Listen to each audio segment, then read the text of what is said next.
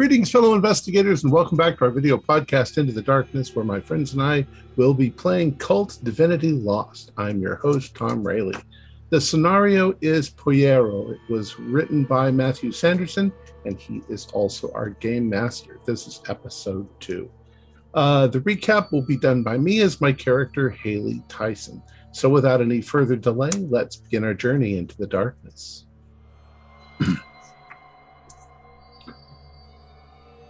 The life of a journalist is rarely a safe one. Not if you want a real story, but maybe I should have thought twice before getting involved with the Mexican cartel, and especially someone like Cesar Paredes. But what could I do? Thomas was missing, and it looked like foul play might have been involved. All I can hope is that he's being held somewhere and not dead. After he told me what happened and showed me the photos and strange people in them and that thing, and after I had confirmed that they weren't doctored, and then he goes missing from my apartment with what looks like a struggle, I make contact with Cesar's people and set up a meeting. Well, he set up the meeting in a shitty little cantina just across the border in Ciudad Juárez. We were supposed to be meeting some people who could help us, but as it turned out, it was a family, a mom, a dad, and I'm not sure, an aunt maybe, the Rubio family. It was a weird meeting. The connection seems to be a little girl named Florina, Tamara Rubio's daughter. Our photo showed that the girl was getting into a car with the strangers, one of whom we were able to identify as Isabel Martinez, who Anna thinks is an international spy of some sort, and the other one, some fellow that we came up with the name Domingo. Little Florina was there acting as the Pollero in place of Eduardo, who was the boy Thomas went there to observe. The Rubios didn't understand what they were looking at, though they did identify their daughter. We all left the bar looking for Eduardo's house to find out what happened. We got there, and Eduardo's mother insisted that the boy was asleep upstairs, which for some stupid reason I believed. I guess I wanted to believe it, despite the obvious blood splatters in the front room. Jesus Christ, these people can be brutal. What had actually happened was the boy had been killed by Cesar's thugs the night of the Pollero business. And they were posted outside watching. Fucking hell. I suspect that we're just being used by the cartel leader to get info on his competitor. Oh my God. Alcides Rubio, he found a business card with geographic coordinates for some bit of desert wasteland about a mile from the border. We drove out there hoping to gain some insight on this whole shitty affair. And that's when things started getting really weird. Anthony Harper is one of our best assistants, but it would seem that he somehow is touched by the supernatural. For one thing, his shadow seems to have a life of its own. But more importantly, his camera is able to take pictures of things that none of the rest of us can see. There was a light to the north of us, beams shooting up into the sky, but only in the camera pictures. The tire tracks seemed to be going in that direction, so that's the way we went. About a mile on, we got to the border fence and found a big gaping hole, which we just drove through. The only thing in this direction was the ghost town of Noria. At least that's all that was on the map, barely a blip. But the camera revealed something quite different. A tower of light stretching up as far as the eye could see. I realized then that Tamara Rubio could see something as well. I don't know what. When we got there, we saw a small diner, but the camera showed more. We were all unnerved, but at the same time determined to get to the heart of this whole thing. And so, with belligerent mysteries pounding us in the face, we decided to go inside. Yeah, thank you very much, Tom. So, if I remember right, it's Tamara that's heading towards the front door and indeed pushes it open. There's the little ring of a bell. There's the very nice and appealing smell of freshly cooked goods inside. Mostly burger, but with plenty of seasoning and just a general nice, wholesome smell as you walk inside. The girl behind the counter immediately perks up, seems to put aside a magazine that she was reading and tucks it under the counter and puts on her best smile. Oh, welcome. What can I get for you? Table for one? No. And pushing in. We're all following you. Same, yeah. Okay. Oh, are you all together as a group, perhaps? Yeah, I'm the last one through though. We're looking for a girl. Maybe she came through here a few days ago. Anna, do you have that photograph, or Anthony? We have quite a few people that come through, but well, Yeah, we'll a safe photograph, not nothing crazy. Mhm. Yeah. Okay. Yeah. Do you want to produce an 8x10 or shall I, Anthony? You can. We're going to have some coffee and things, but we wonder if you happen to see this girl come through. Okay. And presumably you show her the photo then. Yeah. She has a look at it. Looks vaguely familiar. Actually, any of these three people that, I know the lady's name, but the guy might be called Domingo. Has he passed by? Okay. She looks at it and she's evidently trying to think about it. Mind if I show this to my folks? No. Is there any place we should sit? Oh, yeah. Please take any of the booths that aren't occupied. There's a few people here and there anyway, scattered in. There's probably about 6 other people you count, which, as if you turn around and start having a look at where to sit, Anna, could you give me a observe a situation roll? Perception is +2 for me, and I rolled a 15 natural, so 17. Perfect. You can give me a keep it together roll as you see your parents down at the other end of the booth. Ooh. That's an 8 with +0. Okay. How would you like to react? Think of it as a quite bad failed sanity check in Cthulhu terms here. Yeah. They're a little bit off. Yeah, This diner. There's a row of booths which runs along the front of the diner because you've got the window that overlooks onto the kind of gas station part of this. Then you've got a row of booths, you've got a long, wide walkway, and then you've got the counter with a series of bar stools that you can sit and eat at the counter as well if you just wanted something small like coffee or one plate or anything. But yeah, the far end, down on the left, two very familiar looking folks just sitting there, seemingly drinking a coffee, smiling, laughing between them. Doesn't seem like they've noticed you. So they look well. Yes. And they're not. Yeah, I think then I'm just going to start to collapse and then catch myself and then start hyperventilating. Are you okay, Hannah?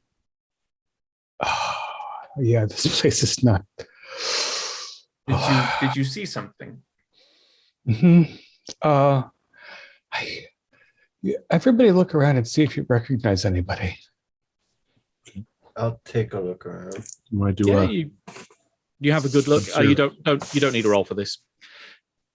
There's say about 6 other people here in the diner. There's basically 3 groups of 2. One that looks evidently a bit like a trucker. One that's an old couple between them.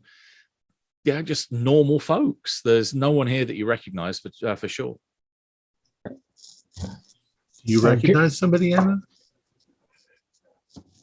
Probably just my imagination, and I'm going to stagger to the nearest table that could sit 6 and immediately. Yeah, yeah. There's the booths are pretty big. You can fit 3 on each side. So the girl behind the counter does as she was about to pass through the photo to the cook that's got flipping burgers on a hot plate through the window into the kitchen that's behind the counter. She does kind of come back with an concerned look on her face. Oh, you okay, miss? Yeah, we've been traveling a lot. Do you have mostly do you get a lot of just people on long trips, or do you have a lot of regulars in this place? We bit here and there. I mean, we get quite a large amount of truckers come through here just before they pull into El Paso. We get Border Patrol come by here quite regularly as well to fill up on donuts and coffee. Some police patrols as well doing highway patrol. Yeah, we get a mixed bag, but there's plenty of regulars. Yeah. It doesn't seem like there's a lot of housing right around here. Are the regulars just people on a standard route, or are there some? Yeah. That couple at the end there, they reminded me of some people I used to know. She looks down in the direction you're pointing. Couple down at the end. She looks towards the booth. You can still see them sat there, but she's looking a little bit confused. Oh, I'm sorry. We've been on the road a long Do the time. rest of us not see anybody there? You do not see anyone. Sweets, are you okay? I will be. Yeah. Let's get some hash browns and stuff. I'd like a black coffee, please. Just Sure. She picks up a whole stack of big folding menus with multiple pages inside. The kind of thing that's in a plastic sleeve. And then brings a stack of those round to the table and just puts them politely on the side that's kind of nearest the aisle. Says, if you want to have a look through there, let me know when you're ready to order. Just raise a hand and wave me over. But I'll get coffees and maybe a jug of water and some extra creamer and that kind of thing. I'll bring that straight over. and the picture, of course, you'll show. Oh yeah, of course, yeah. Thanks. Mm-hmm. Yep, she heads off. She does as said, and by the time you're taking attention maybe away from her, you do see her having a quick chat with the cook, and then also calling over another older lady from inside as well. And there does seem to be a bit of maybe family resemblance between them, but it's maybe a bit tenuous. But you do hear them say mother, call mum, pop, and so on. Yep, well, you are at the table. What are you looking at over there at the end of the counter? Anthony, can you take a snap of the end booth on the left side over there? I actually did. I sent Matt a text about it. Oh, I did not see that flash. Right, So roll what? Roll plus soul, please, to see how Soul. see how that comes out. 3, 7, 10, 11, 12, 13 total. Okay, yeah, you take a pick down that angle, and when you then flick back to have a look, there's a middle-aged couple that are sat there, both staring directly at you. One of them, because she's just sat looking at you naturally, but then there's kind of turning his head and looking at your direction with this kind of nonplussed expression, is this older, well, not older, but say probably in his 50s gentleman. I would have to have downloaded it to the laptop to look at it. Or? No, you can turn it in the viewfinder after. I was basically, as long as you've hit click and it's saved to the SD card, then it shows. So I tilt the camera towards Anna. Right. Okay, good. It's not just me. Yeah. Let's I think we all lean in to look at that point. Yeah. I mean, I just wanted to show him first, but then I'll let anybody else. Senora Rubio, Senor, friends. Those are my parents. They've been dead for quite a number of years. Oh my God. Can they see you? I wonder. It looks like they're looking right at They're us. looking at They me when didn't they seem to come. notice me, but before, I'm not going to look back. You don't want to go talk to him? I don't. Maybe in a little while. Speaking of supernatural entities that enjoy looking at people, how is Harper's shadow? At the moment, because he sat down, it's a bit hard to get a good view of it from where you are, but it looks still maybe a little darker than it should do, but otherwise there's no other alarm bells ringing. It's just acting like a normal shadow at the moment. Don't we all agree, though, that we are in a diner that looks like a tower on the outside of light going up to the sky? Yeah, we have to go upstairs. And We have there's to find our dead way people in upstairs. here. Yeah, I'm not eating anything that's served. Is this like a stairway to heaven? That tower did not look very heavenly to me. And in Ant's photo, it's pretty ruined. I bet most of the people in here are normal. I mean, you didn't see my parents or anybody else that shouldn't be here. So probably some of these people are just truckers. Well, maybe something's happened to us, because normally people can't see these things, I guess, and suddenly we can, or at least we can in this photo. These people might have not have a clue. That's what I think. I think most of these people are probably very normal.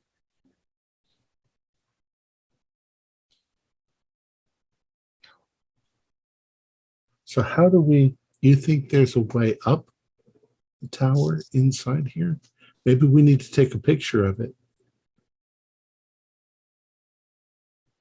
Maybe Anthony walk around taking a picture. Yeah, I'm gonna stand up and guys, and I, scooch in. Let's get some pictures of you guys. And I pretend to take pictures of the group at the table, but I'm taking multiple angles of the backdrop. Okay. I'm going to keep quiet, but look anxiously around, just seeing how this is going down, because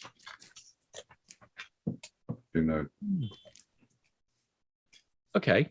Grim goes with cameras. Gotcha.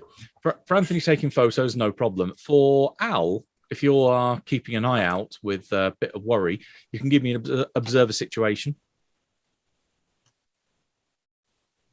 So roll plus perception.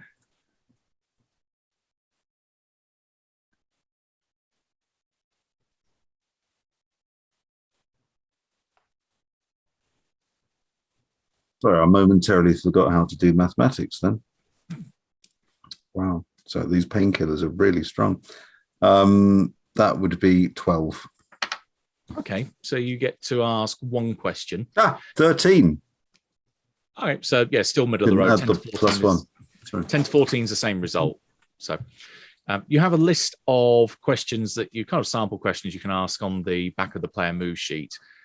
So what kind of thing is it you are looking for?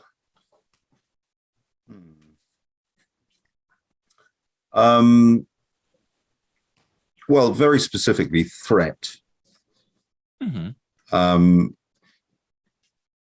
Or more specifically than that, actually, I'm looking around to see whether or not what Harper's doing has been noticed by the kind of people you don't want to notice it. Gotcha. Okay, those of the people that are on this side of the counter with you, say your truckers and the like, and the old couple, there's nothing that really is ringing alarm bells with you there. You're pretty much thinking those are normal, innocent bystanders. There's nothing hostile there. When you look back over towards the girl as she's taking back the photo from the cook on the other side by the hot plate, you notice that he turns around to the woman about the same age, presumably maybe their husband and wife, that they do look in your direction quite pointedly. And there's not kind of a muttering, but there's definitely a whispered conversation which happens, and a very quick kind of head gesture as he cocks his head to one side and instructs the lady to go off deeper into the kitchen.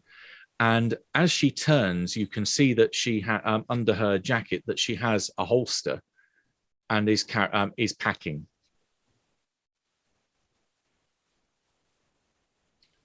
Okay. I think it might be time to put the camera away.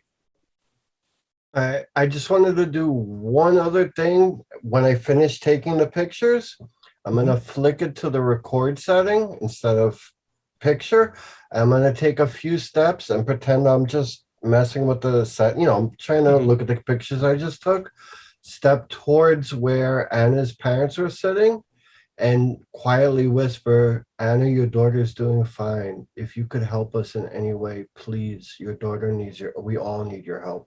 And have it on record. Stand there for about 2-3 seconds and then turn back and walk to the table.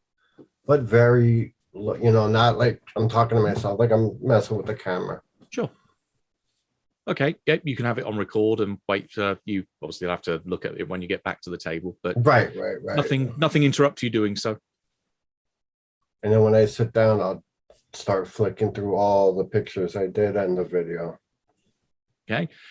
Yep. As it shows with kind of what you're expecting with having seen it from the outside, it looks like this is a bombed out lobby of some kind, but this is definitely some site where some fairly heavy warfare went down. You're seeing what looks to be artillery strikes, explosives having blown out large parts of the floor, bullet holes dotted all over the place, and some very old, what could be blood stains, but they're very just dark stains on marble now. And then when you swing it over towards where Anna's parents should be, they are indeed there, but as you're now closer to them, that something doesn't really look right. Their skin's very pale, their eyes are almost completely white and glossed over, and they just stare into the lens, regardless of whatever direction it is that you point. And they look directly into it, but don't say, they don't motion, they don't do anything other than look and stare in silence. I don't show that video to anyone then, but the other pictures I will, just a quick, and then I'll put my camera away. Mm-hmm. Okay. And at that point, as you're putting the camera away, the young girl comes back with notepad, and also carrying her tray of coffee. So puts down a couple of nice percolated jugs, drops down a couple of other bits of creamer, sugar, and says, yeah, if you're ready to take, I can take an order now if you like, or if you want a few more minutes, then I can come back in a bit. I will just order something thoroughly authentic in fluent Spanish, which I'm not going to role play because I haven't got a clue. A bag of Doritos, please. Okay. She stumbles a bit in her reply. It seems like she only has a very basic grasp of Spanish, which does strike you as a little odd, considering that you're this close to the border. Right. Mm. Does she have a thoroughly Texan accent, though? Her accent's a bit hard to place now that you're focusing on it. It's definitely there's twinges of it being local. But maybe she moved here from somewhere else. Yeah, you think there's more strains of it being kind of upstate New York than that she's a local from here. Well, that's possible. That might be why she doesn't know Spanish. Mm-hmm. Yeah. Go ahead. I was just gonna get on my cell phone and Google this location and go backtrack through history if I could find anything, old military bases, just whatever I could. This is 1991, isn't it? No, this is slightly future. Oh, that's right. Right. Okay. Yeah, you have perfect reception here. The Wikipedia page that exists for this page in real life probably is a little bigger, with it having a little bit more history to it. But yeah, I mean, the place is on Wikipedia. It's got a very basic history, settling that it was essentially a small little rest stop that popped up mainly as a siding for the railroad that came through here. So it just had a normal lifespan, like many little pop-up towns like this. It had a more agricultural history than anything else. The railroad went away, the road came, the town dwindled, and now it's literally just a rest stop. There's not really that much else to tell. Middle of nowhere. And so I'm ordering some pretty safe feeling foods like hash browns that aren't going to be. Not going to order any cuts of meat, for example. And I'm reflecting on Anthony's photographs and our vision from the parking lot and what I remember of the tower. Is this diner big enough to be the base of a skyscraper? Is it a chunk of the base? It'd be a chunk of the base. This tower is vast. Right. Going up Even into though the it's sky. physically impossible, it's not like a tiny sliver. It's actually a tower. Yeah. But if there's a way back through the kitchen where people went, then maybe there's more to the diner than there seems to be. Yeah, I mean, if you look on that wall, there are a couple of doors which you do notice go off deeper into the building, either side of the counter. One of them does have the universal symbols for male-female bathroom down that way. The other one's just marked private. And you think from given that the direction in which the girl went back is probably as it's a swing door, looks like that may be where the food orders come out through. Is our waitress wearing a name tag? If you have a squint, yes, they are. The waitress is Alyssa. So yeah, and I'm going to go through so much of this coffee, Alyssa, that another pot will be useful soon. Any luck with the picture? Did anybody recognize those folks? Yeah, no, I asked around.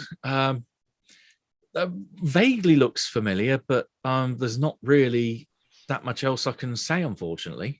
A lot of people pass through. I'll just take the picture back, so you don't have to. Thanks. Thanks for checking. She hands it back to you, and you can feel that as she's handing it back, there's a slip of paper that's been tucked underneath it that she's holding in place with her finger and middle finger. Mm-hmm. Good. I'll tuck that right under the table and have a look-see. Mm-hmm. Okay. Hastily scribbled on what looks to be a piece of receipt paper is a note that just says, "Meet me outside, but behind the ladies' toilets in 10 minutes." Speaking of which, my character is going to go use the ladies' toilet. Okay. Because I am a female in this story. Yeah, yep. You head up. There's the door up on the right. It opens up and it's a short corridor. There are 4 doors which lead off here. One you think is another way to get into the kitchen. Then you've got the male and female toilets respectively on the left. And then there's another one right at the end of the corridor. And the right side is just, again, glass plate, which looks windows that look out onto the kind of the desert landscape. That door at the far end looks like a fairly heavy-duty interior fire door. The weird thing that strikes you is the fact there's a keypad next to it and what looks like a thumbprint scanner.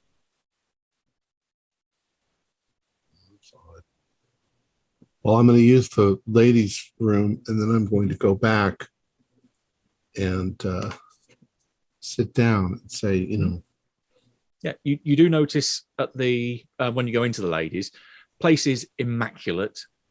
Wonderful air freshener has been used to clean the air, and there's a little open window that's going to open slightly that you think if you were to stand on like the bin over there, you could probably get through it. Is there an unusual amount of light or anything? Oh, I could get through it if I wanted to get out. Mm-hmm. Okay. Yeah. Yeah, I wasn't thinking that.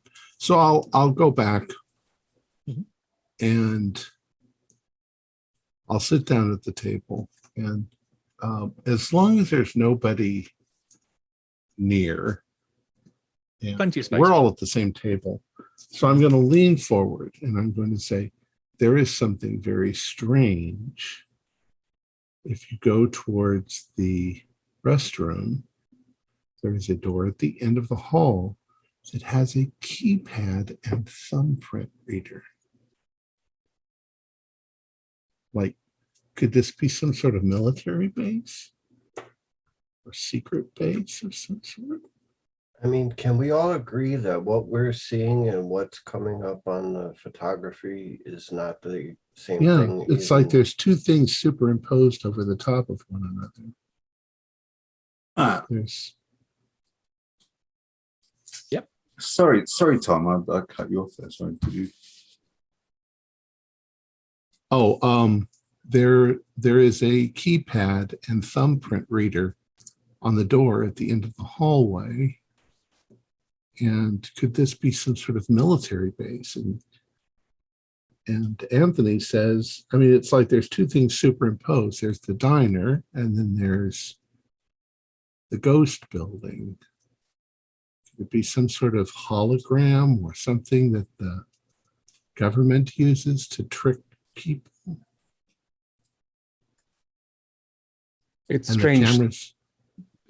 Why wouldn't they just have an employee only sign before the place with the keypad thumbprint, unless it's sunk? The waitress and I are going to meet outside the ladies' room. Oh, She's got something to say. When I slip away, if I don't come back in 5 to 8 minutes, bring on the reinforcements, I guess. one I of think- the other ladies could go in. There's a window in the ladies' room. They could listen. I'll go listen. I've already gone, so it would look funny if I went back. I feel like too many of us moving around is going to look strange. So maybe just Tamara and Anna. I'm sorry, Lloyda, are you an aunt or? I'm Alcide's aunt. I was married to his uncle by blood. I see. Okay.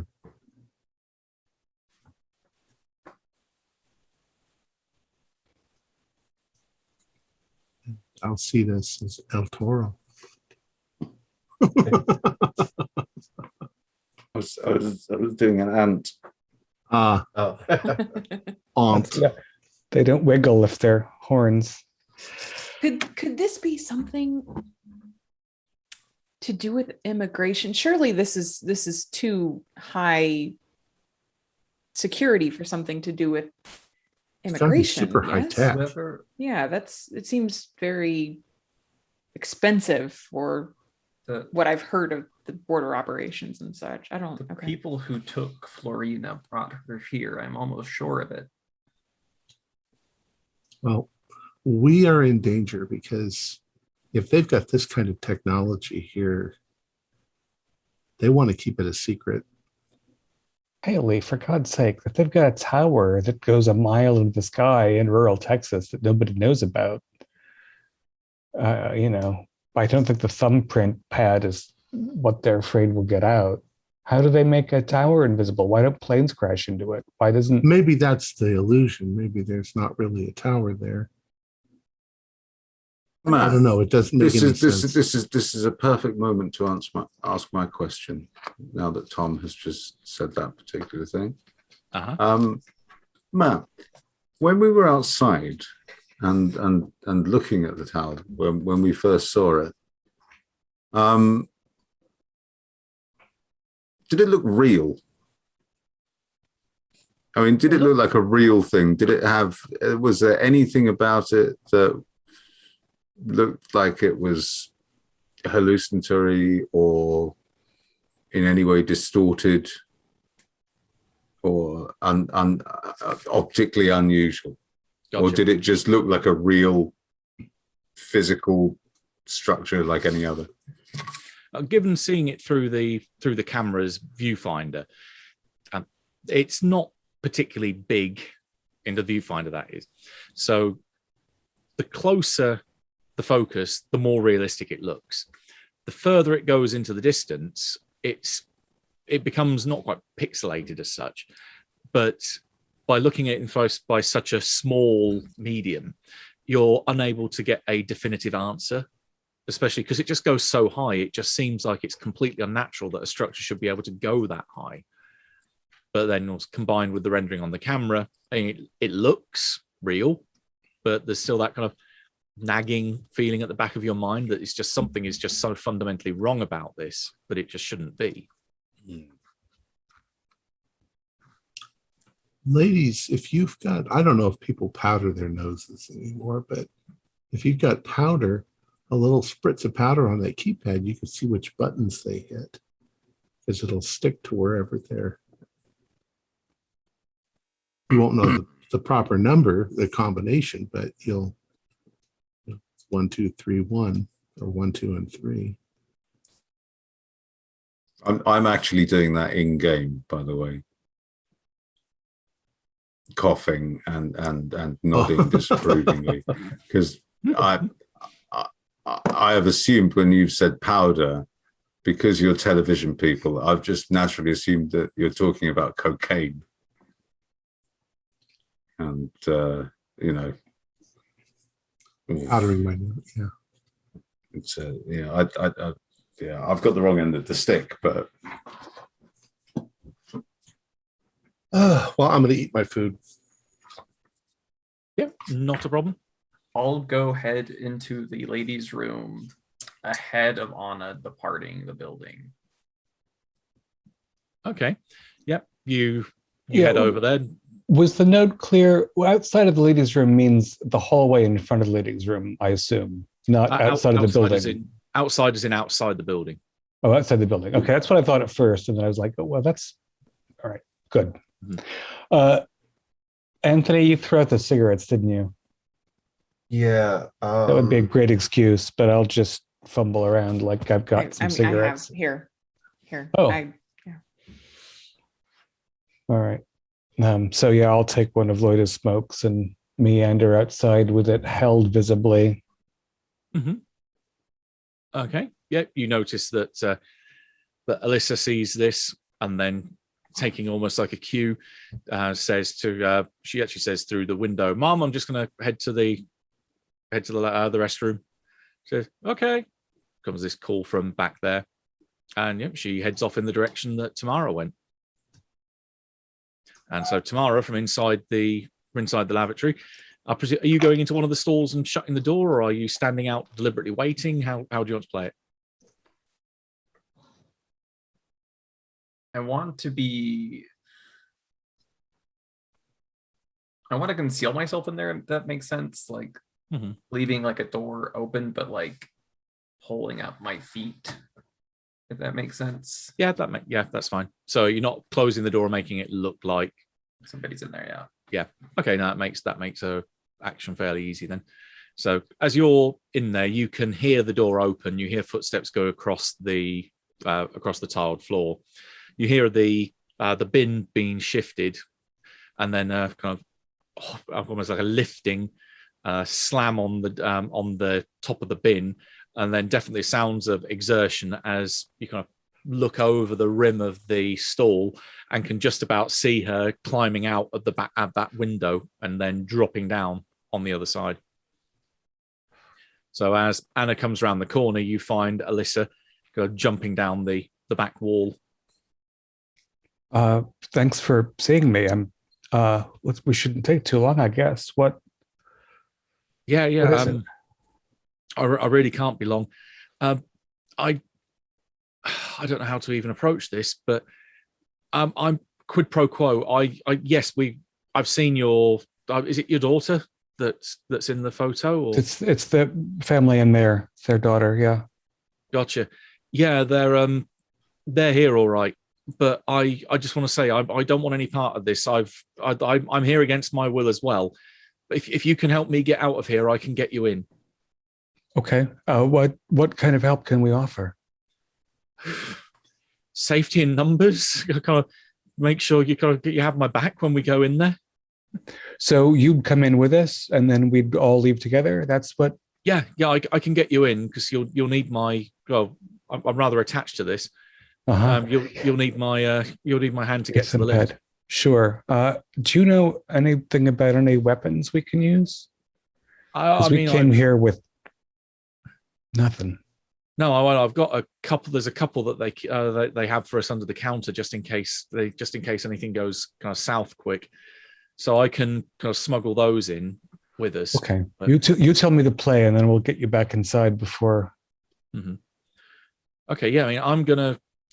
We need to get you all into that corridor, so Okay. we can get to the door. You must have seen it, the one that's the fire door. That's that. Do we want to cause a disturbance and then get out, or do we want to just move as one, as if we, what's going to cause the least suspicion?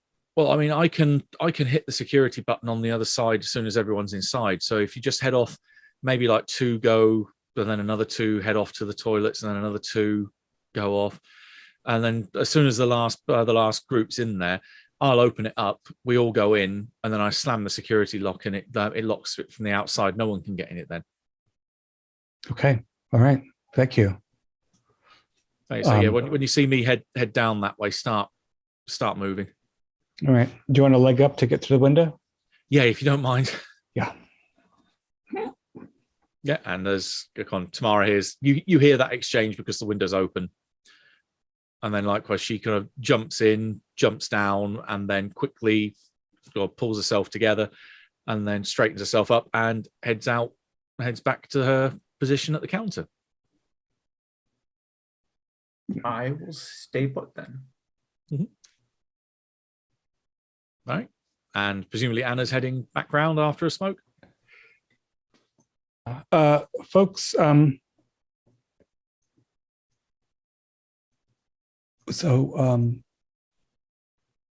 there is definitely something to do with human trafficking and servitude or slavery involved in this place. They have seen Florina. She has seen Florina, and Florina is somewhere in that tower. And she can use the palm print to get us through. So, finish your glasses of water and do whatever else you can. There's going to be a couple weapons for us on the other side, but we're going to go off in pairs. Tamara hasn't come out. Then she probably heard the plan. We're going to as soon as we're all in the corridor, we're going to leave through the diner. How do we know we can trust this woman, Miss Weeks? I don't. This seems a little. If you can imagine a scenario where a waitress at a diner looks at a photograph of 3 people and invents this to take us into a trap, I don't know what that looks true. like. It would be easier for her to try to get a nice tip and send us on our way. I suppose so. just deny ever seeing the girl at all. Speaking of which, if it does come into play, I'm gonna pull out some money and throw it on the table. So when we're all not there, it looks like we paid and left. Mhm. Like we had to leave in a hurry, so it might not be questioned.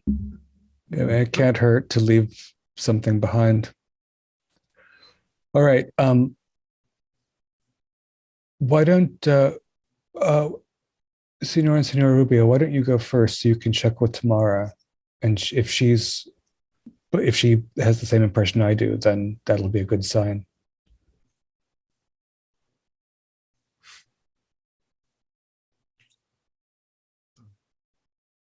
Mara, are you okay? Is everything all right?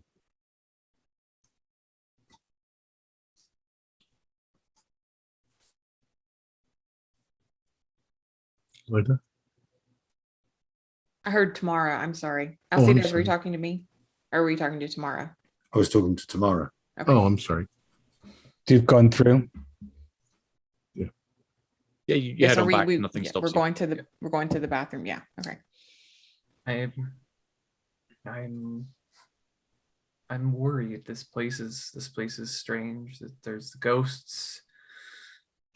There's a shadow thing that they've brought with them, but the waitress seemed genuine to me. There's something off-putting, almost frightening about this place. I can't quite, like, something's pricking at the back of my mind, but I don't know how else we're gonna find Florina without her help. I mean, if they wanted to do away with us, I mean, they could have just gotten us down where we sat. I think we have no choice but to trust this woman anyway. If we want to see Florina, it seems like she clearly knows she's here. She recognizes her. I think we're just going to have to go through with it and hope for the best. I wish I knew more about this place and I knew what to expect. But no, you're right. We've got to go on. Yeah. Right, Anthony, why don't you go solo and then Haley and I will go together? Because you were the one who might have been noticed with the camera, but you're just a lone dude. So Yeah, I'll get up and slowly walk, casually walk over to the restroom. Okay. Yeah. No one seems to pay you any notice as you do so. And there's presumably the other three are out in the corridor, or are you all in the ladies? Well, I think they're in the corridor. Yeah, and with Alcides, yeah. Fair enough. Right, Haley, in which- is there something right here? I feel like there's something. Come with me. All right. So I Yeah, go, we'll fan out the money a little bit at the table and say, and sort of knock on it and head through into the corridor. No problem. Yep, you head on down. For the others down in the corridor, you notice that Anthony goes down there, but rather than join you at the end of the corridor, kind of just pops into the men's room quickly. And then, well, does he presumably come out a few moments later? Or yeah. Mm-hmm. Yeah. And then the last two, so Anna and Haley, start making their way towards the toilets as well.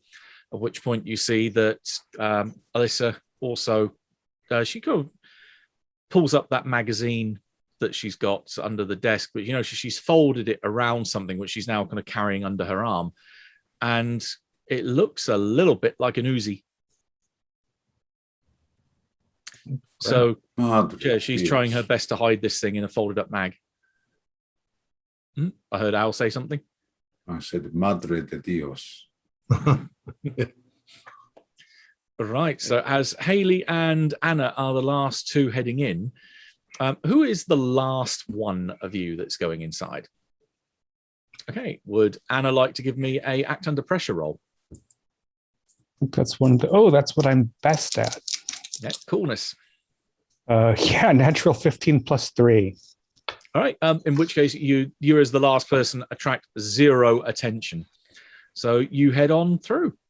And Haley, as you go down the corridor, everything's exactly as it was previously, apart from now there's like 7 of you, including the waitress behind you.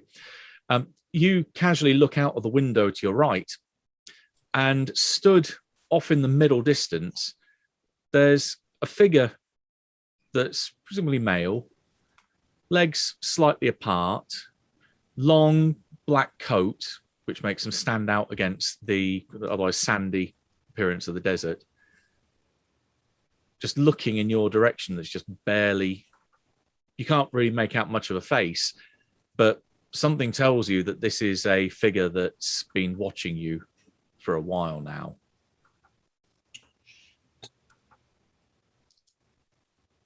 I move away from the window Mhm. in the hopes that he doesn't see me. No, well, he's too far away to see any distinction on the face, whether he has or hasn't. But yeah, still stood there. Should I roll? No, Stalker? you're fine for the minute. Okay. I've still got one hold over you. I'm going to cash that in eventually. Don't worry. Right, you get all the 7 of you now are at the end of the corridor, so it's a bit packed. But Alyssa comes forward, and it's like, great, they didn't even notice, and promptly goes forward. She starts hitting numbers on the keypad, 7 numbers in total for anyone who's keeping track of the digits, and then puts her finger or thumb rather on the scanner. There's a green light which goes zzz, and then the whole panel goes green, and there's a click, and the door very gently opens about an inch inwards. Can I see if I got the number? Yeah, you're someone with attention to detail. You think it's a fairly standard combination. It's formed more that it forms a pattern going around the pad. So that's how you're able to keep a track of what it is. It's like 7931793 or Yeah, it's kind of does a square rather than it does a triangle that meets up in the middle. okay. And yeah, the door opens up, and she quickly kind of looks between you, like, quick, inside. Going inside. And the interior of the room is pretty plain. There's not really all that much in here, apart from in the center. It's almost like a little, like a cube that rises out of the floor, and on one side there looks to be a set of elevator doors with a button that's got a single arrow pointing down. So when you're all through, she closes the door behind you, and then, as was mentioned to Anna, punches a button that's just marked lock, at which point you can hear almost like a set of pins coming in from the frame on the door that immediately lock it in place. So that'll buy us some time, but we need to get. And she just heads over towards the elevator and starts punching on the button going down. So Lisa, what is this? Some sort of, what is this place? I can only tell you so much because I don't know all the answers myself. I just know that I picked the wrong time to go bloody hitchhiking, I tell you. When was that, Alyssa? It was about 2-3 months ago now. But these people are all sorts of levels of fucked up. I mean, I don't know what the hell is going on down there, but there's folks that come up from down there every so often that we're basically here to provide catering services to these fellas, or well, men and women that come here. But I've only been down there a couple of times, and some of the stuff I've heard down there, she starts almost quivering. Yeah, so that's not your family's not in there. Your family doesn't work there. No, they're not my family. No, they're just they think they're employees of whatever this thing is. I don't know whether this is government or whether this is some private op shit, but there's some kind of medical facility down there. I've seen stuff that looks like operating theaters. I've heard people screaming. It's just none of it makes any goddamn sense. What about upstairs? Well, what do you mean upstairs? No, I'll put a hand on Anna's shoulder. She's having a hard day, but at medical facilities, you say? Yeah, there's people you see them in scrubs occasionally pushing people on gurneys. I saw one set. There's when you get down to the bottom, it's like I don't know, some kind of silo that you're in that this thing emerges in, and there's a series of doors leading off it, and a couple of like hospital swing doors, and it leads into like the cells down there. It's like there's some kind of metal doors and folks in there that just screaming and whimpering and calling for help. Have you? This is sounding very familiar. Yeah, to you. yeah. I'm like, okay. Have you seen a man with silver hair down there? Yeah, he's there. He's some kind of doctor or surgeon. Yeah, what the hell did they call him? Damn! What was his name? Domingo? No, not no. Domingo. Domingo is the guy. The guy in the suit in your photo. Mara, you know his name, don't you? Hughes, Dr. Hughes. That was his name. Dr. Hughes. No, that's a name I've seen cells before. I start to describe. Does that match? Not the thing that you've seen, no. No. Well, how do you describe it? Because everyone else will hear what you say. Well, multiple cells with small windows, if I'm remembering correctly. Yeah. Stacked on top of one another. Mm-hmm. Was it? Yeah, she's looking a little bit confused at that. No, these are they're like I only saw them a glimpse through one of them once. They look like a cuboid room that's all metal. They're small. There's only room to curl up in the corner and talk through the glass. I don't know what's going on here. They've brought her back. Some government facility? I'm fairly sure the White House hasn't got any knowledge of what the hell's going on here, but I don't know. This might be some military, maybe, but it certainly seems like they got some kind of government funding down there because it's all. Oh, I just don't know. And then there's a ping, and the elevator doors open, and they open up into a fairly large elevator that probably you'd find in the likes of some major hospitals. So it's almost like a service elevator.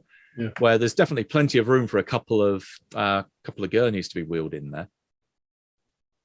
All right. Yeah, but Is there a visible camera? No, there isn't. Yeah. So yeah, hustle in. I'll see this. I suppose that you were probably better at using, and I gesture toward Alyssa's increasingly not very well covered firearm. Yep. Yeah, she looks as she mentioned, or rather, you mention her. She kind of looks down and says, "Oh yeah," and she just gestures the Uzi in Al's direction. I will take it from her quite carefully and check that the safety's on. Yes, it is. Okay. As you're checking it over, she does reach under her apron and pulls out another what looks like a regular Glock, and just gestures it. As I don't really know how to use these things. I'm going to just give this Uzi the once over, and probably looking expectantly at Harper. Do you know how to use that? No, I don't. Do any of you know how to use a pistol? How would we know if we know how to use a pistol? You're engaged in Your violence, probably. My engage in combat is +1, and I'm pretty cross, so I'm gonna present my hand for the Glock. Okay, she hands it to you then if no one else is intervening. And likewise give it a once over, safety, cartridge, etc. Yep. I'm going to select the semi-automatic setting on the Uzi as well. Yep. So, this is just like playing every computer game ever, isn't it? Set everything to single shot. Don't fire anything on auto. No, so you want to use the whole mag in one go, yeah. It seemed, Alyssa, like we got out without causing much of a stir, but is it going to be 2 minutes or 10 minutes or an hour? Do they care? Like how? Well, they might be able to cool down, but with the lock engaged, at least from what I was told, it's supposed to seal the surface off so that anyone downstairs is fine. I mean, there is another way out down there, so they'll probably, anyone that's down there, if they were alerted, will probably use that. When you're inside the elevator, you do not. She goes over to a panel which you see has a series of 7 buttons. 0 being presumably the top where you are now, and then a series of -1, -2, -3, -4, -5, and then G at the bottom. And that's the G button that she pushes. Alyssa, did you see anyone here with tattoos or weird markings? She looks a little bit taken aback, or that wasn't a question she was expecting? No, I don't think so. We need to find the man with the silver hair. This Dr. Hughes. He knows Domingo. He was the one who was with me. I remember the fire. He was the one who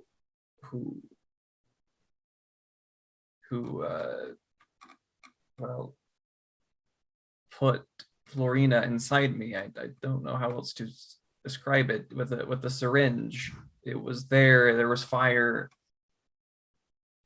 He knows Florina. He knows me. He must. We have to find him. I've heard him talk about kind of artificial insemination procedures. So, yeah, that sounds about right for him. Right. And as you can see that once the button's been pushed, the door's shut, and you're slowly descending. Are Takes a there little while. lights as the floors go by? Do we see? Yeah. What's it look like outside? There's a good. Well, you don't see outside the elevator shaft. There's no windows, but you do see as those lights pop on. There's about a 20-second gap between each one, so there's quite a distance between the floors because you do feel you're still descending quite a long way between them. Oh, wow. I was about to ask if it feels like we are really descending or if it feels like we're really going up. No, you're going down, a long way down. Somehow down toward ground. But so the elevator doors are solid metal. There's not a little window in them. Yeah, no, there's no hatch.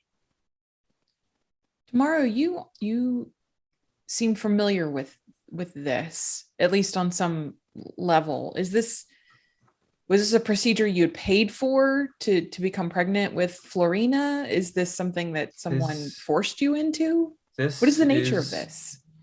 I don't know how to tell you this, but this is where I start. I have no memories past this place. But The name I was given at birth, I don't know what it is, but I am Tamara Rubio now. I don't know how to explain. This is. But you've been here before? In my memories and my dreams, I have. Oh, see this, Slither. You didn't meet any of Tamara's family? I know almost nothing about Tamara. I'll see this as they've both been very quiet about that. I see. So, Alyssa, what can you tell us about when we get finally to G? Well, there's you head out. It's like the shaft is like a silo that goes down through the middle of it, and there's open space like a donut around it. There's a few doors that lead off.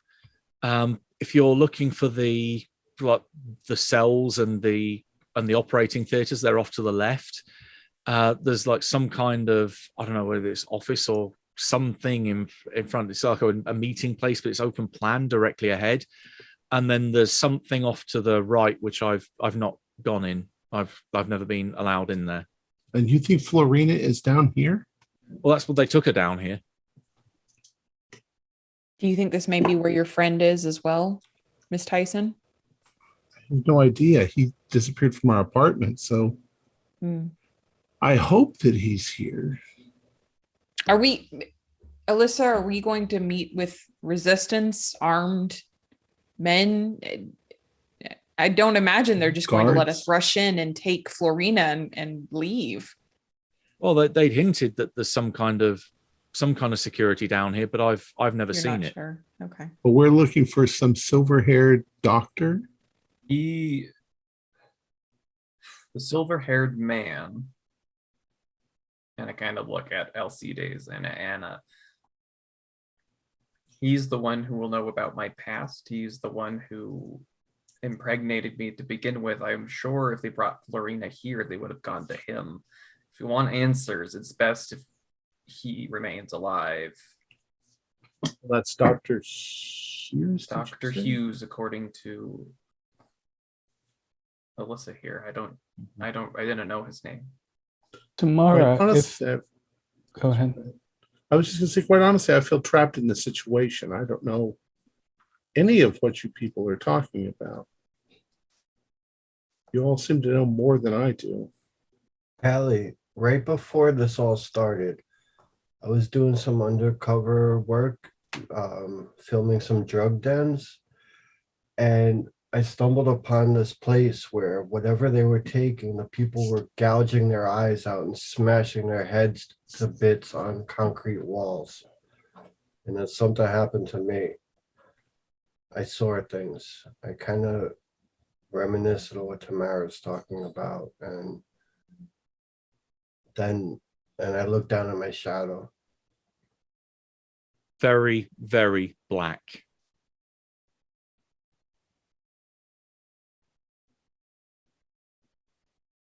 Have you tried to journal about that?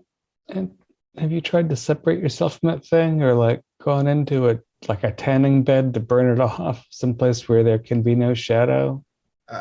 You know what? I at this point, and I started unbuttoning my shirt, and I go like this, and I have a tattoo across my body. It looks like a shattered mirror. Yeah. Disappeared. Lines have. Oh, sorry. I was going to say this appeared when I woke up from my stupor. Right. Looks like what? It looks like the lines of broken glass or a broken mirror. But as you try to look at it and get that impression of, well, what is it? You do notice ever so slightly that the lines are shifting under his skin. One of those fucking addicts injected me, and then I was transformed to, I saw body after body impaled on spikes, these black towers going up to look like it was breaking the atmosphere. I start buttoning. I think I need to roll to keep it together. That sounds perfectly reasonable. As you are doing so, you see that -5 lights up. You are 1 floor away from the bottom. All right, Alcides, let's get ready in case they're actively expecting us. How many shots are in the clock? Then In 8. mechanical terms, you don't have to worry so much about the number of shots, because how firearms work in KULT is that the mag will have a number of, like an ammo rating, and then each individual attack that you make uses up a varying number of ammo slots. So, for instance, this would be counted as like a regular handgun. It has 4 ammo, and it has 3 different forms of attack that you can make with it. You can do combat shooting, which inflicts 2 harm, is the cost of 1 ammo. Overkill, which is I'm going to put as much lead in the air as physically possible. That does 3 harm, but uses 2 ammo. Or if you want to start hitting multiple targets, or hit up to 1 additional target, then that does 2 harm to each target, but uses 3 of your 4 ammo. Gotcha. Yeah, so I'm going to brace myself for the I pleasant. grit my teeth and bear it. So No. What was your result on Keep It Together? I got a 16. So Oh, yeah, you're fine. I'm not fine, but I'm kind Matt, I sent you a message. I just saw a flash. Okay.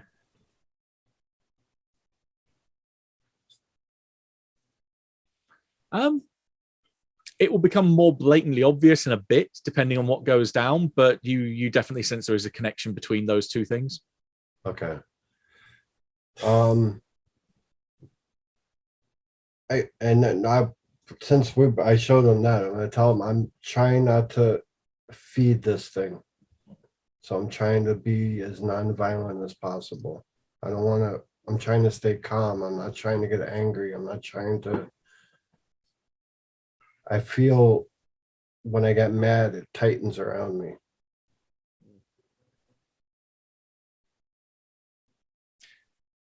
Ping, and the doors open up. You're met with the sight of what seems to be, as Alyssa described, this is the middle of a large silo carved out of the bedrock, with a series of what look to be iron frameworks running up the side as if they're keeping the sides of the structure in. It's very cold down here, which strikes you as a little odd. You were maybe expecting it to be quite, maybe a bit warmer.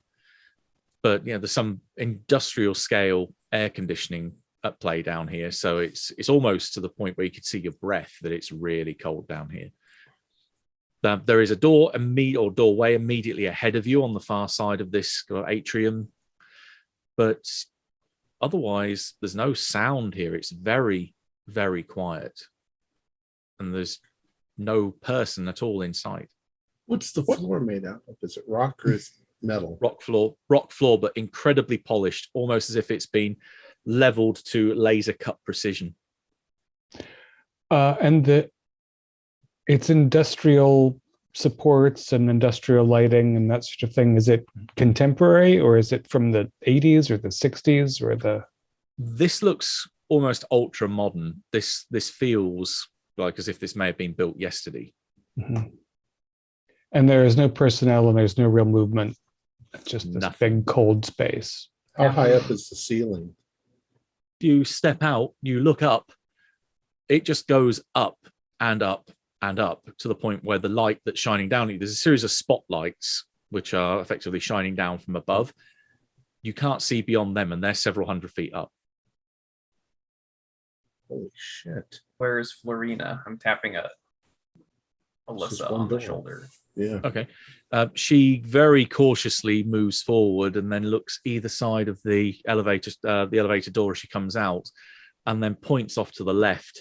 Well, that's where the cells are. I imagine that's where she would have been taken. Should we go in that direction? Yes, I think- let's Our priorities are Thomas, Florina, and Hughes at this point. Alyssa, do you want to try to find someplace around here to hide, or do you want to stick in the middle of us? I'll stick with the elevator because I'll need to keep it down here so that no one else can come back down. Okay, we'll be as quick as we can, but this place is big. In case We have- something happens and we can't get back to you, how do we get out of this place? You said there was another way. Well, I've heard there's another way out, but I've not seen it. I imagine it's, and she points over towards the right where it looks like an archway, but then it just looks black beyond it, as if it opens up into a chamber that's not lit. That's the one way I've not been allowed to go, so I presume it's that way.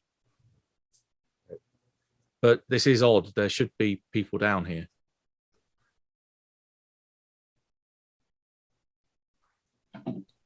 Right, let's go.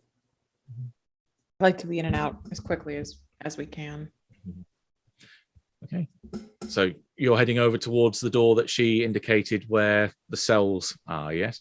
Yes. Yeah, I think I'm readying the Uzi because Yeah. I think probably this is the point at which people are going to start shooting at us. Yeah, I Maybe think- you should take the lead. I don't- Hmm. Sorry, Anna. I'm sorry. Go ahead. No, that's, I mean, one of us should be in the front and one of us in the back. I thought maybe I should be in front, but I'll see this. You have more combat experience than I do. Well, it's entirely up to you, but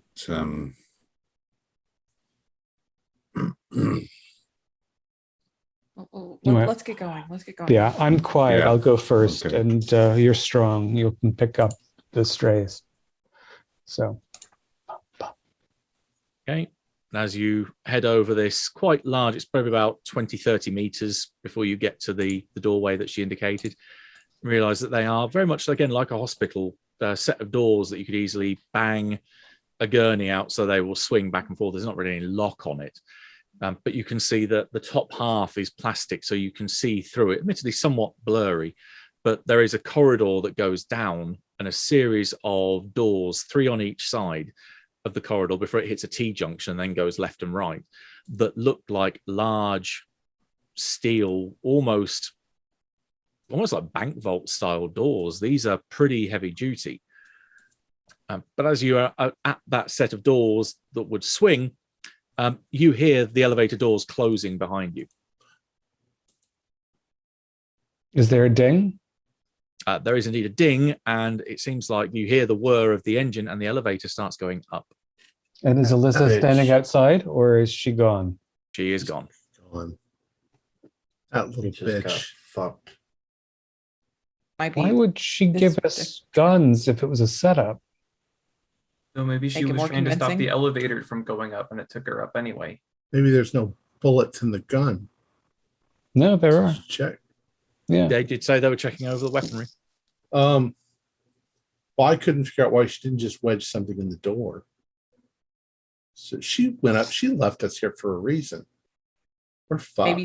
Maybe she's trying to leverage us to get herself out of here. Didn't you say Maybe. that she's also trapped here too? Yeah, if everybody runs down She here told to us. see what's going on, Yeah, she can leave with our she can vehicle. run. She can. Yeah, she can walk out into the Texas desert and die of whatever. Who knows? Let's As just far keep as going. outside, Come on, she we can gotta- see. Is find- nobody yeah. visible through the plastic? No, just a set of, say, 3 doors on each side and then a T-junction at the end, which goes left and right. And it looks It sort is- of hospital-y, except very high security.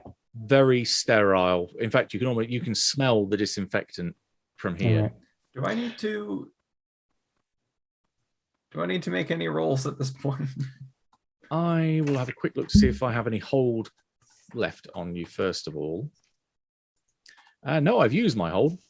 So mechanically, I'm not able to force anything upon you yet, but there are certain other triggers which I could throw at you depending on what you do. Okay, I'm I'm going to Those press little open the conscientious. left of those 2 swinging doors. Okay. Rather than bang through. And I'm going to hold it and sort of, invite everyone in. Mhm. And then strike out and look through the first window on the left. Okay, all right. You peer in through it. The room is semi-dark. Pretty much the only light that comes in is through this little observation hatch that's on the kind of eye height. It's slightly smaller than a face. It's probably about that big, so that the reinforced glass has even less of a chance of being broken down. But yeah, you're fairly sure there is someone in there right at the back of the room that's got their arms or wrapped around their legs, rocking back and forth gently. They seem to be completely naked. They seem to be, you think almost certainly female, that the hair's long and over their face. Are there light switches we could turn on inside the? Yeah, Somebody's got there is a hubs panel for it. next. There is a panel next to the door, which includes things open, close. These don't require handprints. It's pretty much just it's an electronic mechanism that you can only operate from the outside. So whoever's in there, once you're in, you're Right. in. So open and close, meaning the door locks and doesn't lock and the light's going There's- off. Got to be a light, yeah. Yeah, why don't Mhm. we don't want to wake everybody in this place up until we know what's going on, Haley? For God's sakes. We can't have, I want to get everybody out of here. We can't have a bunch of naked inmates following us around and try to do anything. It's a flashlight on your phone. But you can't see her unless it might be Florina or Just Thomas. use flashlight on your phone. This doesn't look like a little girl, right? Like it looks like it looks. The flashlight on your friend's not going to get across a dark room through glass. And Yeah. if they might start screaming. Yeah, we just need to go from door to door and get a lay of the land. Is there any identification on the door, like saying who's inside? You've got on the left-hand side in Roman numerals 1, 2, and 3, and then coming back the other way 4, 5, and 6. Yeah, I'm looking for Florina. All right. Okay. Are you going down the left-hand side or first and then going back on the right? Yeah. Why don't Okay. we go together and look? Yep, look in pairs and each way along the line. Okay. Well, left-hand side, room 1, say, is the woman that's got hair over her, is kind of hugging her knees. The next cell, room 2, there's no one in there, but room 6, which is opposite the woman, is also empty. Room 5, which is then opposite the empty one on the left, you see there's a man in there. He's sort of laid out almost as if he's sleeping on the floor, but again, he's completely naked. He looks fairly beaten up. Some of the, because again, it's fairly dark in there. Some of the wounds that are on him look scratch marks, almost like they're self-inflicted by the angle of them and by the number of them. Then Room 4 is completely empty. Room 3, so they're basically forming that there's always an empty one opposite them, and then it zigzags across the corridor. Who is the first person that has a look in room 3? Hey, Tamara doesn't recognize him, but there's a man in there that looks like he's just got his hands over his face. I'm probably next. Okay, you would recognize Thomas Morton, or at least from the bits of his face that you could see. Okay, Haley, we've got Thomas. Thomas, I'm going to turn the light on. Okay, you turn it on. Immediately, you realize there's something a bit wrong about his hands. That his fingers have this kind of reddish stain around them.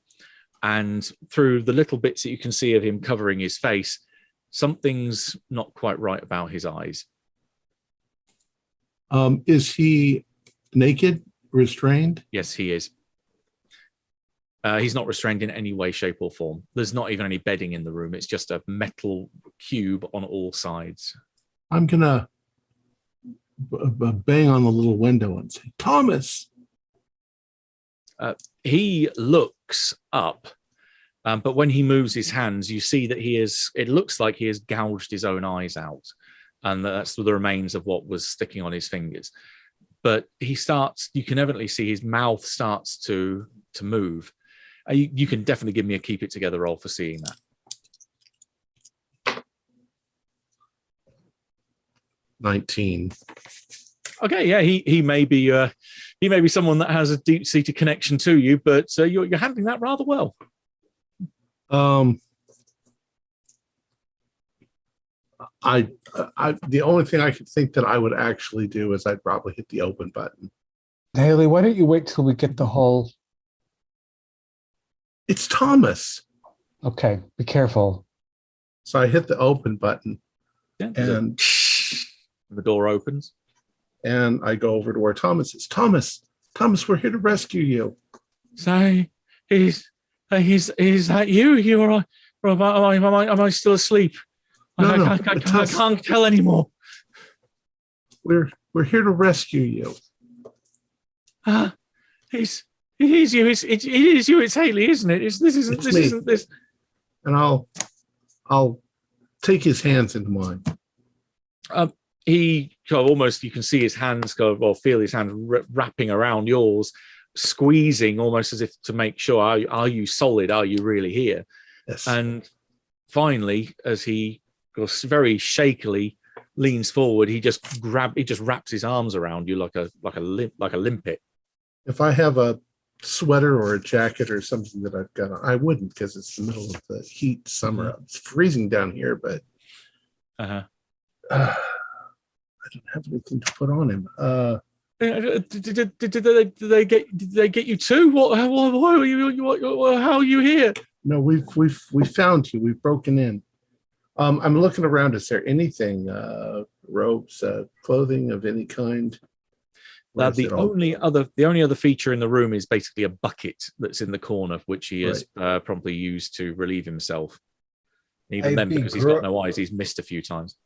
Sorry, I begrudgingly, because remember I said I had a jacket and a button down. I take it off and hand it to Hallie to give to him.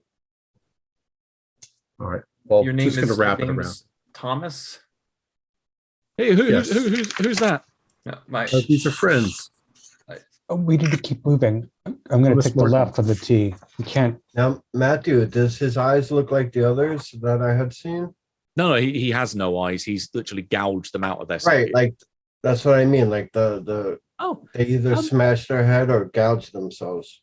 There's the similarities, not exactly the same, but as if he's not been able to take looking at something anymore. Yeah, he has the kind of demeanor of someone that's seen something that has completely overwhelmed him. So as we continue to move on, and they're looking at other things, I'm going to be asking Thomas, what happened? What happened to you? But we're kind of hanging back. Mm-hmm. Yeah. The man, whatever it was that was following me, just appeared in the apartment. And he grabbed me and he threw me through the floor. And I ended up somewhere I don't understand where the hell I ended up, but it wasn't like the next floor below. It was like I passed through the floor, and the next it was I just don't understand that I found myself here, and they've been injections and drinks and fluids and then he starts to rock back and forth in your arm as he just starts. He tries to vocalize what it is that he's seen, but evidently it's just whatever it is just so traumatic he can't even vocalize it. Yeah, I'm like, it's okay, it's great. Never mind. We got to get. We're looking for a little girl. Did you see a little girl?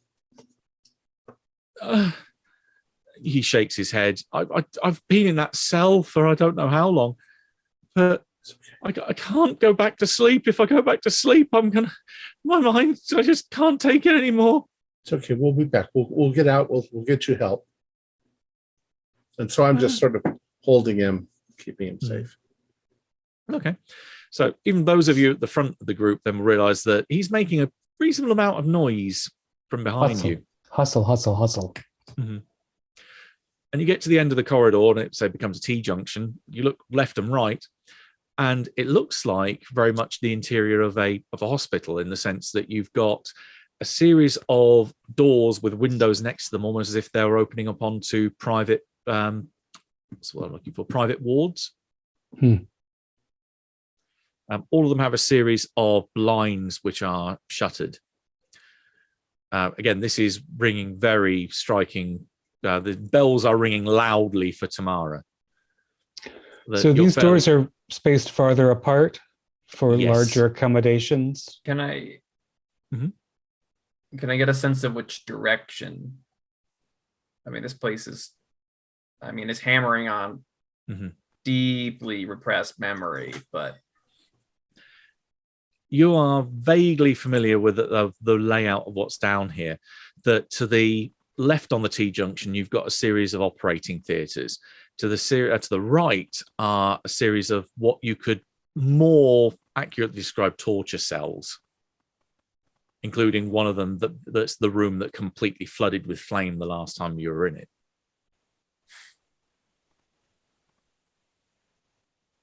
And as everyone is down there, you can hear movement, you can hear at least the sounds of movement or rustling coming from the left, so from the direction of the operating theatres. That's a good place to go. I was sort of operating on the basic maze technique. If you always turn the same direction, then you'll follow every corridor and get out. So I was tending toward the left.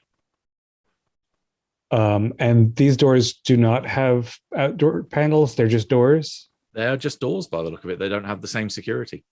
Yeah. So the first door on the left, I'm going to swing open and swing my pistol around. You open it up. There's a little bit, obviously, of light comes in from behind you because the corridors themselves are well lit, but it seems like these rooms are dark unless otherwise specified. You flick on the switch on the wall. It is empty in the sense there's no one here. But yeah, there's a large operating table in the middle of the room.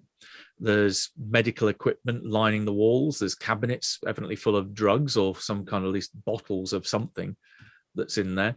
There's medical equipment you would recognize. There's what looks like a heart monitor, an IV drip, sterilization kits and the like. Yeah, it just seems like a medical facility. No one's home. Somebody's authorized this madness. Tamara, why don't you get yourself a couple of scalpels and, one for Loida and so on in case we have a fight. I'm going to go to the next door. Same side, same procedure. Yep. And again, very much almost like a carbon copy of room 2. You do notice that sound of movement gets louder, though, the further you go down the corridor. And at the end, it doesn't become another T-junction or doesn't spiral off. It looks like it just ends at the far end. And there is another large door down there that does have an open-close button next to it. But all the ones that come off it are all just operating theatres. And the one at the end is a double door, but no windows? It's a single door, very much like the cells that were back there. But not without a window. No window on that one, no. And the sound, if I put my ear on the door?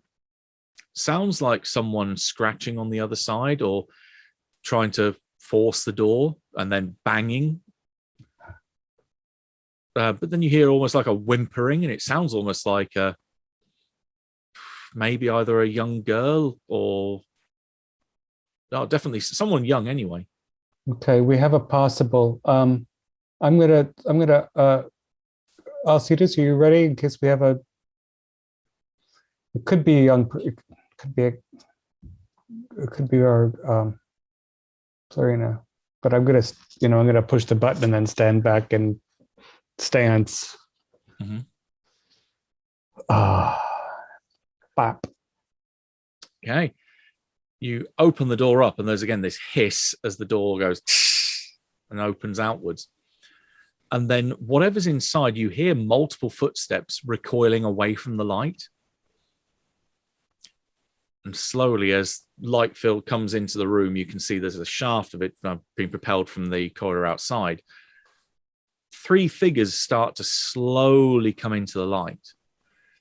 There's 2 what look to be probably preteen girls, dressed in what seems to be the hospital scrubs, but barely covering much up at all, and a boy about the same age. Their skin is completely white, but covered in scar tissue that seems almost as if, imagine that they were porcelain dolls that had been dropped and then someone had haphazardly glued it back together.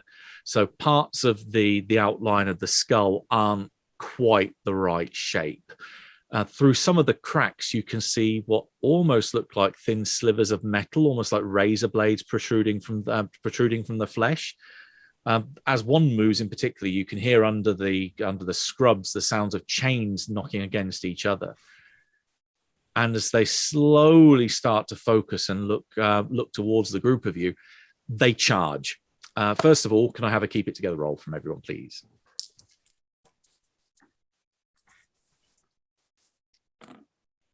Which Very top. Tower. Yeah. Oh, all right. 17. 11 total. 15. I got a 17 also. You know how I kept rolling 9s and 6s and 9s and 5s? I just rolled a 4 and a 1, and I have a +0 for keep it together. 15. Okay, so 4 of you are handling this pretty well. It's just Anthony and Anna that seem to be the ones that are hit a little bit more by this. So, having a look at the player move sheet, how would you like to react, Anthony, with your middle of the road? You are 10 to 14. You have a list of options. So angry, sad, scared, guilt-ridden, etc. Have a think about which makes perfect sense. So cross off one stability. And Anna, rather than have you cower powerlessly, which is always a mind-numbing one, really a bit dull, especially if you're about to leap into action. We're going to have give you a -2 stability to represent emotional trauma. That this is some kind of perversion of what these looks like, just little kids, essentially, in your eyes. And something horrible has been done to them. You don't think that this is some kind of like monster or some kind of inhuman creation. These are kids that have had something fundamentally done to them, that they are the victims of some kind of experiment gone hideously wrong. And they rush, the three of them rush out towards you, hands up, and you see that they are all ending in claws, or almost one of them looks like the skin has come up back from the flesh, from the bone, and just have these little sharp bone fingers towards you. Another has what almost looks like needles. Another one has scalpels, knives, all protruding from their flesh as they rush forward. There does not look to be any kind of say not dangerous intent coming from them. Sorry, So they definitely mean harm. Is Florina one of them? No. Okay. Go ahead, Anthony. Sorry. Sorry, just for mechanic purposes, that's under the sanity. Click off compose now, or yeah, it's stability. You cross off the first, or whichever box stability. hasn't been crossed off yet. So Right. if you haven't taken any stability hits yet, that should be the first one. You cross off composed. Okay. You don't Just you don't making suffer sure. any penalties yet. You need to take one more for that to kick in. Okay. Sorry. All right. Right. We descend into combat at this point, at least into rounds. There's no initiative system, so the easiest way for me is I'm going to go around in the order that I see you on my screen, and then they will go at a particular point. So, Haley, by judge of the you're up, I'm on the top left. What do you want to do? I got my knife out and I've got Thomas. So I'm probably the farthest one back from everyone.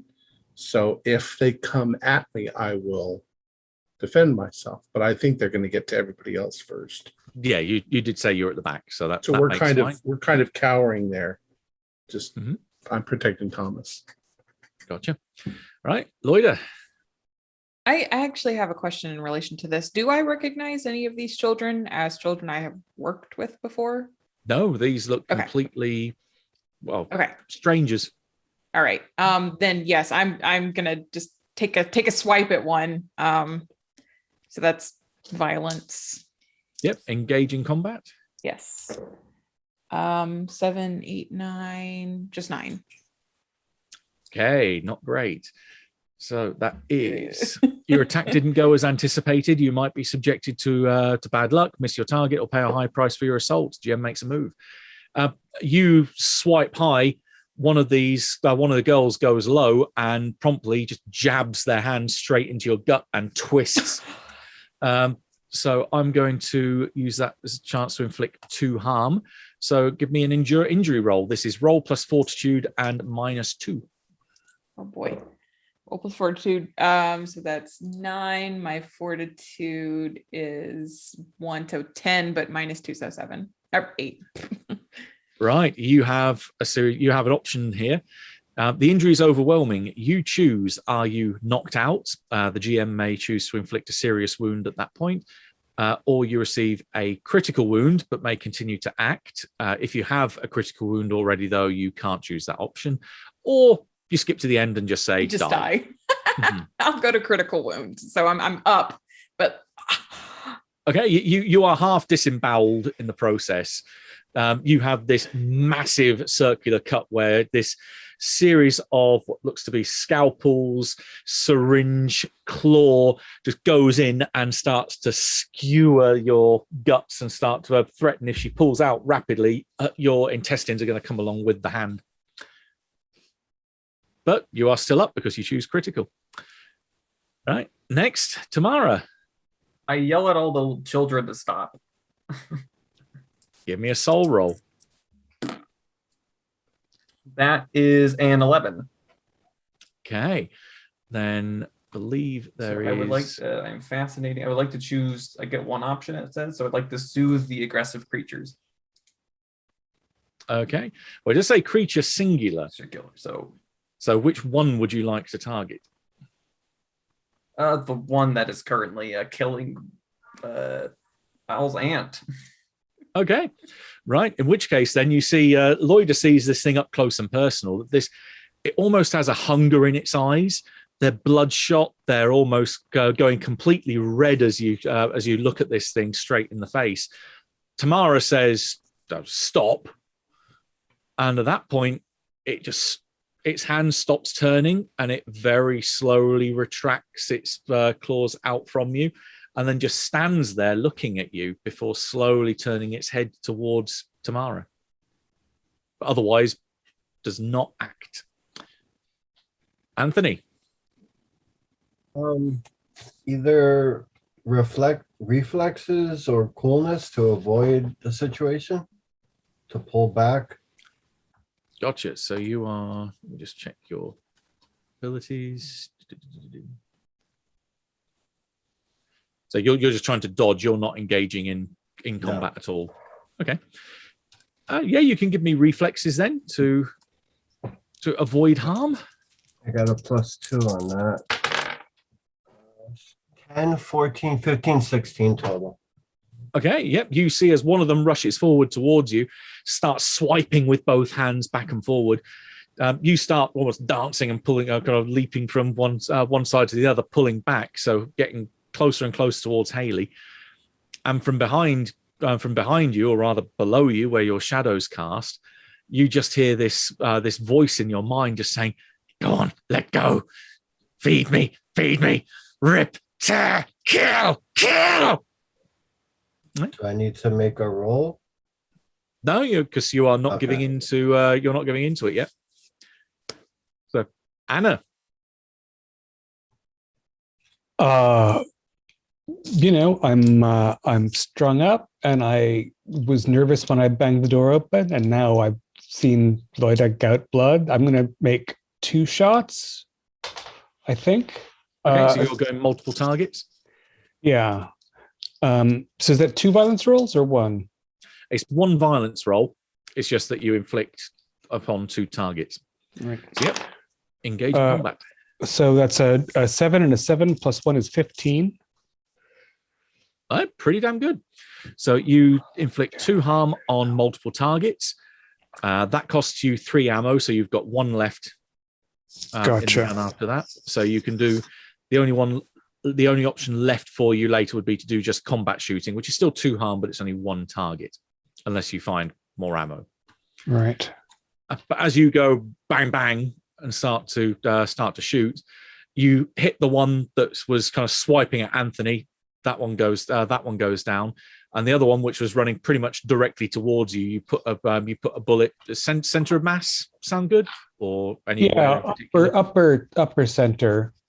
Yeah, you can catch in the base of the throat. You think Yeah. so? Just above the breastbone, and both of them go down with this squealing, high pitched sound that almost grates upon your ear for a few seconds until they just stop moving. I'm kind of chanting sorry through my teeth the whole time.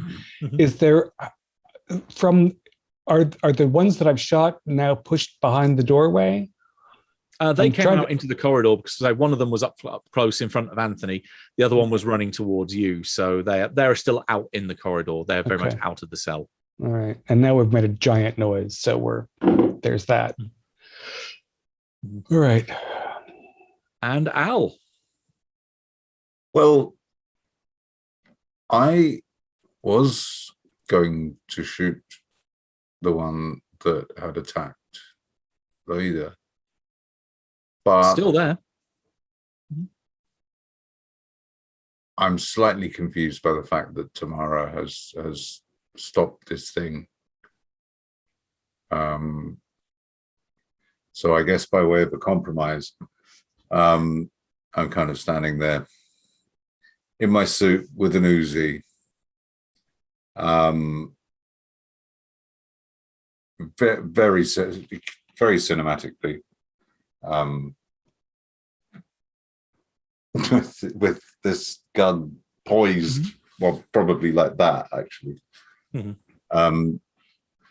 poised to shoot this thing that was a child once,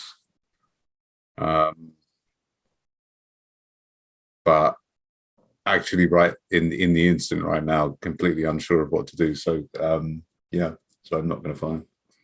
Okay, you are still prepped if you do want to take the shot at any point. Then I'm ready to go, but I'm not sure what tomorrow's doing, so I'm a little confused, and it sort of rattled me a little. Okay, well, the only one that's left, as the other 2 are now twitching on the floor and then go still after their squealing stops. The only remaining one, the one that's got Lloyda's blood all over its clawed hand and is looking towards Tamara, it's very slowly, 1 foot in front of the other, starting to go towards Tamara. So does anyone else want to do anything at this point? So I go ahead. No, after you. I have the backstab advantage. Yes. I don't know that she would be expecting that. So could I reach over and just jab a scalpel in this child's back as it's walking toward Tamara? You certainly can. Roll coolness. Okay. 16, 17, 18. 2 options. Which would you like? Let's see. It is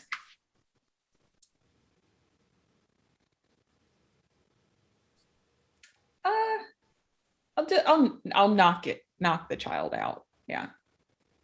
Okay. And you wish to do any other option? You can just say that's the only one that's applicable. Yeah, that's the only one. I mean, I think we've made so much noise that soundlessly doesn't mean anything anymore. Yeah. Okay, in which case, yeah, you do this bang over the back of the head, almost like a donkey punch, kind of directed force. Mhm. And at which point there's a little bit of a squeal. The eyes roll back in its head and it slumps down on the ground, but it is evidently still breathing, so it's not dead. Throw it back in the cell and lock the door. Okay, put the poor thing out of its misery. Yeah. If I didn't know if Tamara had some kind of connection to it, I will do that. If it's just laying unconscious and Tamara doesn't care, then yeah, I'm just. It's a prone target, and it sounds like you're shivving it and perforating it Yes. multiple times over. Yes. So yeah, that, They've obviously suffered too much already. These children are being turned into some kind of weapons. I'm heading back into the hall and covering it. okay. As you head back I down am the on hallway, Overwatch. gotcha. As you head down the hallway, those doors at the end of the corridor are still swung shut, but you've still got that. You can still see through them because they're plastic.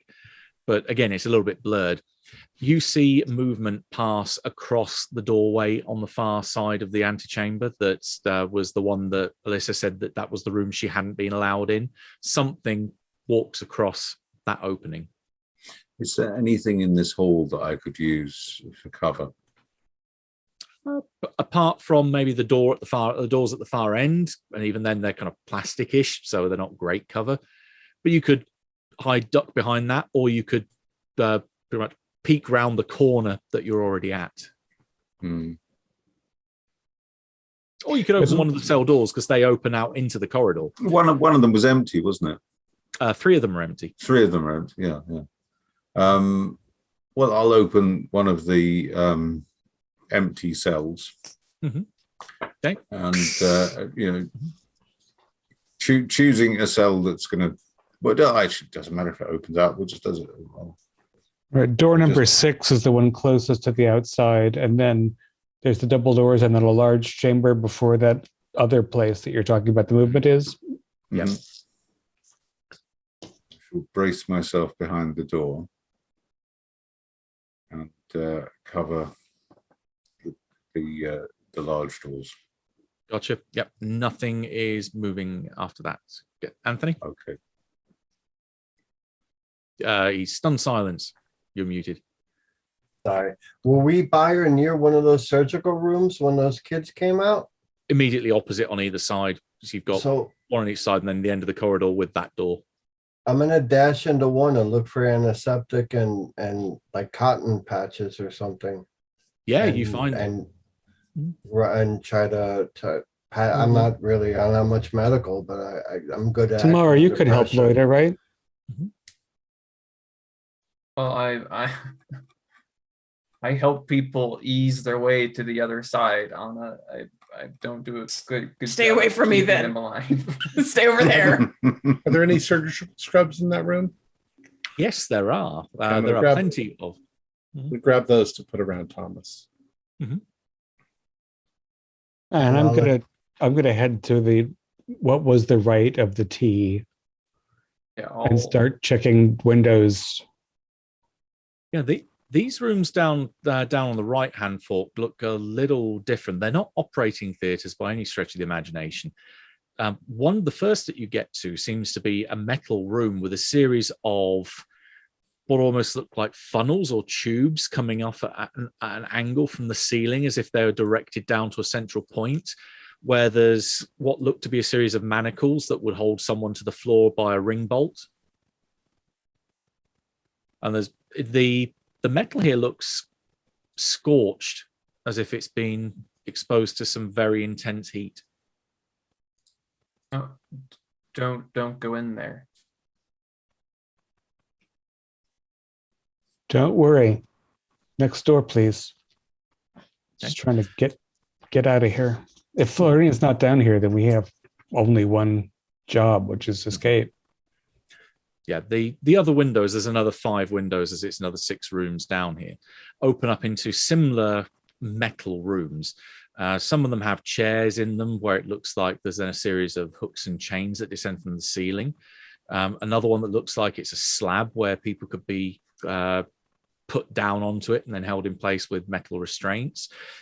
You're getting vibes that these are definitely not nice places to be, and there's no sounds down here. This is completely empty, this area. We need to get Okay. out and write this all up into an article. Yeah, let's Loida, you've got sanitary stuff to wrap around your injury, and we can get booties for Thomas and stuff, and we just need to sort of brace ourselves to get across the big room. See this, I'm almost out of ammunition, just so you know. For Loida, Okay. as you've been wounded, as Anna says, there is plenty of medical equipment here if you wish to try and patch yourself up and do some equivalent of first aid. The only time you would actually need to roll first aid would be if you were in a combat situation. So if you were in the middle of the shit. But as that is not the case, you don't have to make a roll. It would have been act under pressure, so plus coolness. But you've got access to a first aid kit, or the effective equivalent thereof. You can tick the box next to your critical wound that says stabilize, so you no longer take the -1 ongoing from that. All right, sounds good. I mean, the wound is still there. It still uses up your slot, but it just means that you don't get the -1. Got it. Anna, during the combat, did you hear anything strange? Stranger than the noises those former children made. No. Coming from my shadow, did you hear anything? I didn't know it could talk. It can talk. Yeah. Yeah, no, I don't know. What did it say? Kill it, swing at it, cut it, hurt it. Well, I mean, that wasn't bad advice. Those poor things were monsters. Can we keep moving, please? Yeah. Yeah, let's. Hey, Let's- whereabouts are you wanting to go? So what I think the plan is now, Alcides will take the front, and we're going to go right across the big room. Can we see through the plastic door where the elevator is? Yes, Is there you a can see number? you can see the elevator. Could we see a number? Like it was at G. It's now It's up. It's at 0. 0. We might as well hit the button when we go by. Who knows? Right. So here's what I think. Alcides, if you go first, I'll help Loida in the rear because I assume you're going to move a little slowly. Haley, you'll take Thomas in front of us. And Anthony tomorrow will be sort of looking out behind Alcides, and we're going to go straight across because that's where this cavern doesn't have other obvious tunnels, right? It's We only went the to three- one side, we saw it, and right. So Yes, yeah, three- if there's three a way doors. out, it's down that dark corridor. Or alternatively, if we've been lured here by that girl, then that's where we're being lured. I'm pretty good at sneaking around. If you want me to go up ahead and look, I probably have the best chance of not being heard. Oh, there's no worry about not being heard. We've lost the element of surprise. Yeah, And we the- fired guns The down. gunshots so- are pretty echoey down here. Probably heard I- them up in the diner. The only thing I wonder is if we're going to see blood by the elevator where they got Alyssa, or if she just left us or was taken away. Let's just go. Let's just keep I think moving. get Thomas out of here. But I'm willing to wait until we find Florina.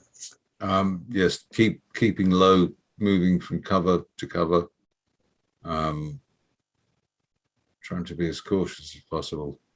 So I'm still but towards the back. Also trying to make time. Okay, so if Al is moving from say cover to cover, the only real cover that you've got between you and that doorway on the far side of the chamber is the elevator shaft. If you're the first one over there, do you want to try push that button as was mentioned by someone? The elevator door. Yes. Yeah. Mhm. Yes. Yeah. You push the button and it just flashes red. There doesn't seem to be any response. Oh, shucks. Well, I'll carry on. I'll continue pushing across. Okay. And you're leading the way across the chamber, yeah? With then Haley and Thomas at the back, by the sound of it. Yeah. Yes. Okay. You get to that open door, that open archway that leads through into dark, and you realize why it's pitch black. It looks from the little bit of light that you've got coming in through here that it's an opening into a vast chamber that's roughly hemispherical. So it's like a domed roof that somewhere off in the middle, you can catch the faint hint of what almost looks like a ramp going up towards something, but whatever it is obviously, say, completely shrouded in darkness. You can hear something moving around in here, though. Now can we pull out our phones and turn our flashlights on, just at least so that we can see we don't walk off a cliff or something? Well, sounds like you're pulling the light out and shining it around. The light does carry a reasonable distance in here, and you start swinging it around. You notice that ramp goes up to what looks like a raised, almost like a cone in the middle of the room that's then been cut off so it has a flat top, and what looks like some kind of doorway, or at least a door frame in the middle, but it's just it's a frame. It's not even a door. You just see blackness beyond it. But as you wave the light around, that noise, which instead you see just felt like movement, you suddenly realize what this sound is. It's the beating of wings, and that from above you, as you almost reflexively put the light up, descending from the dark towards you is a figure that looks vaguely feminine, dressed in this long purple robe which obscures her feet. These two enormous purple wings with, let's say, feathered purple wings erupting from her back and flapping wildly, but say with a certain gravitas that gives enough lift to be able to keep her up in the air. She has purple skin down her arms, and her hands are clawed. But again, not more like almost like a bird in a way, that they're slightly hooked. Her face, you can see that there is purple skin there, but it's hidden partially apart from her cheeks down by a purple veil, which is partly see-through. White eyes with no pupil or iris at all, and this gold circlet above that's resting on her forehead. Everyone can give me a keep it together roll, please. Like an angel, but Yes. not a nice angel. Mm-hmm. Freaking 8 total. 11. 13. 15. Oh. 6. Oh. I am not rolling in the middle very much. No. Definitely the extremes. So it doesn't sound like anyone apart from Al got 15 plus. Right, Al, you're in terms of scale, you're fine. Hands up if you got 10 to 14. Okay, so have a look at the list of options and choose how you wish to react. I'm scared, so I lose a stability. Yeah. This is Again, Florina. Is this Florina? Oh no. This is okay. adult. I thought it was adult like size. a mutated Florina or something like that. Okay, yes, I'm scared also. Right, Haunted? Haunted? Yeah, I'd say this is definitely something that's going to stick with you for a while, having seen an angel. I think I'm going to grab Thomas and pull him to the ground, and we're going to just want to kind of lay down with my knife looking up at this. Well, especially as this thing's flying, so yeah, makes Yeah. sense to try and get as low as possible. And Tamara? I want to say I'm angry. Yeah, this Where the thing's- hell is my daughter? This thing is just another obstacle on the path to your daughter. Right. And Anna, yeah, you're getting pretty hit by this, by seeing these things. This is some perversion of a religious figure, as others have said, the A word. It looks very much like an angel, but almost twisted and inhuman, more so than the already weird depictions of angels in the Bible. Anyway, I'm going to hit you with another -2 stability. That brings me to neurotic, I believe. Yeah, you're slowly ticking down towards broken. Just the Yeah. way I like it.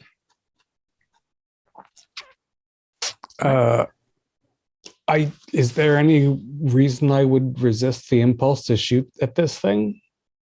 No, you imagine that you are a combination of scared, angry, all of the above on that option list. That this is really your mind is starting to fray at the edges. You can react in any way, shape, or form you so wish. Yeah, I think an eruption into violence is pretty much all that I have available, given my failure. And that's only an 11. So Okay. after I use my last shot at a deity, I'll probably grab the hot barrel of the gun and throw it at it as well, with a plaintive cry. So take this and throw. So you inflict damage, but at a cost. The GM chooses one. Subject to counterattack, you do less damage than intended. You lose something important. I think you start taking well, I was going to say pot shots. It is the one singular. You fire. The bullet seems to hit this thing and doesn't seem to do anything. It just continues to descend with its claws outstretched. Next, we'll go around to Al. Towards whom is it descending? Good choice of question. Looks like it's descending towards Tamara. Oh. Well, in that case, I'm going to start firing at it.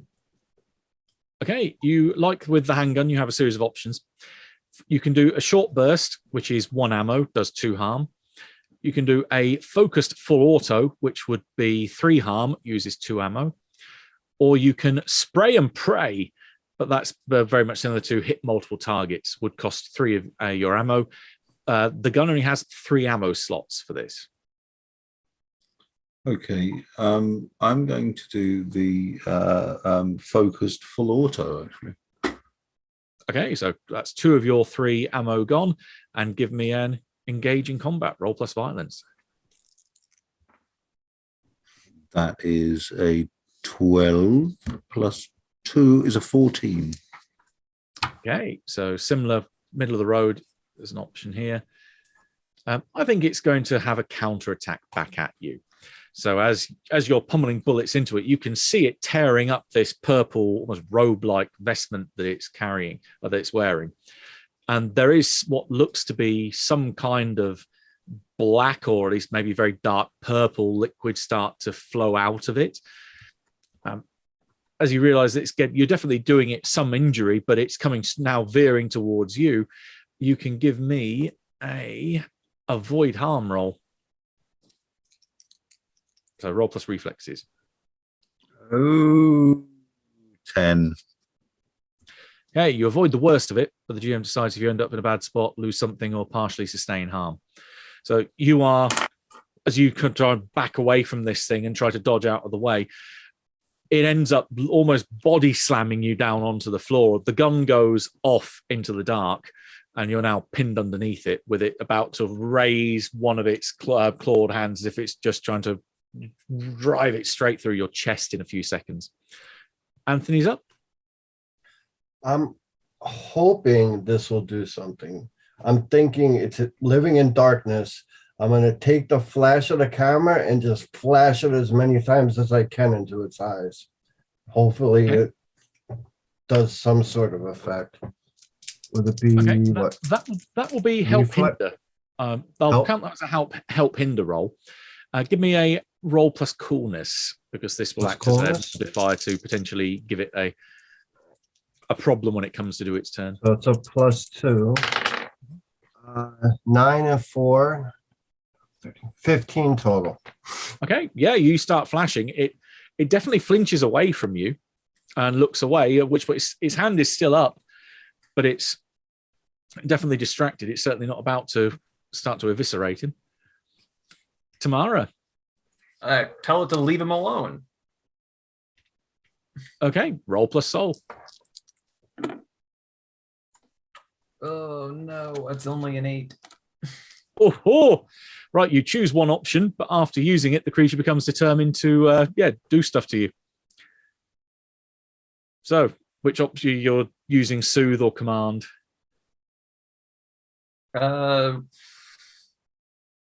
Yeah, I wanted to soothe it so it doesn't just.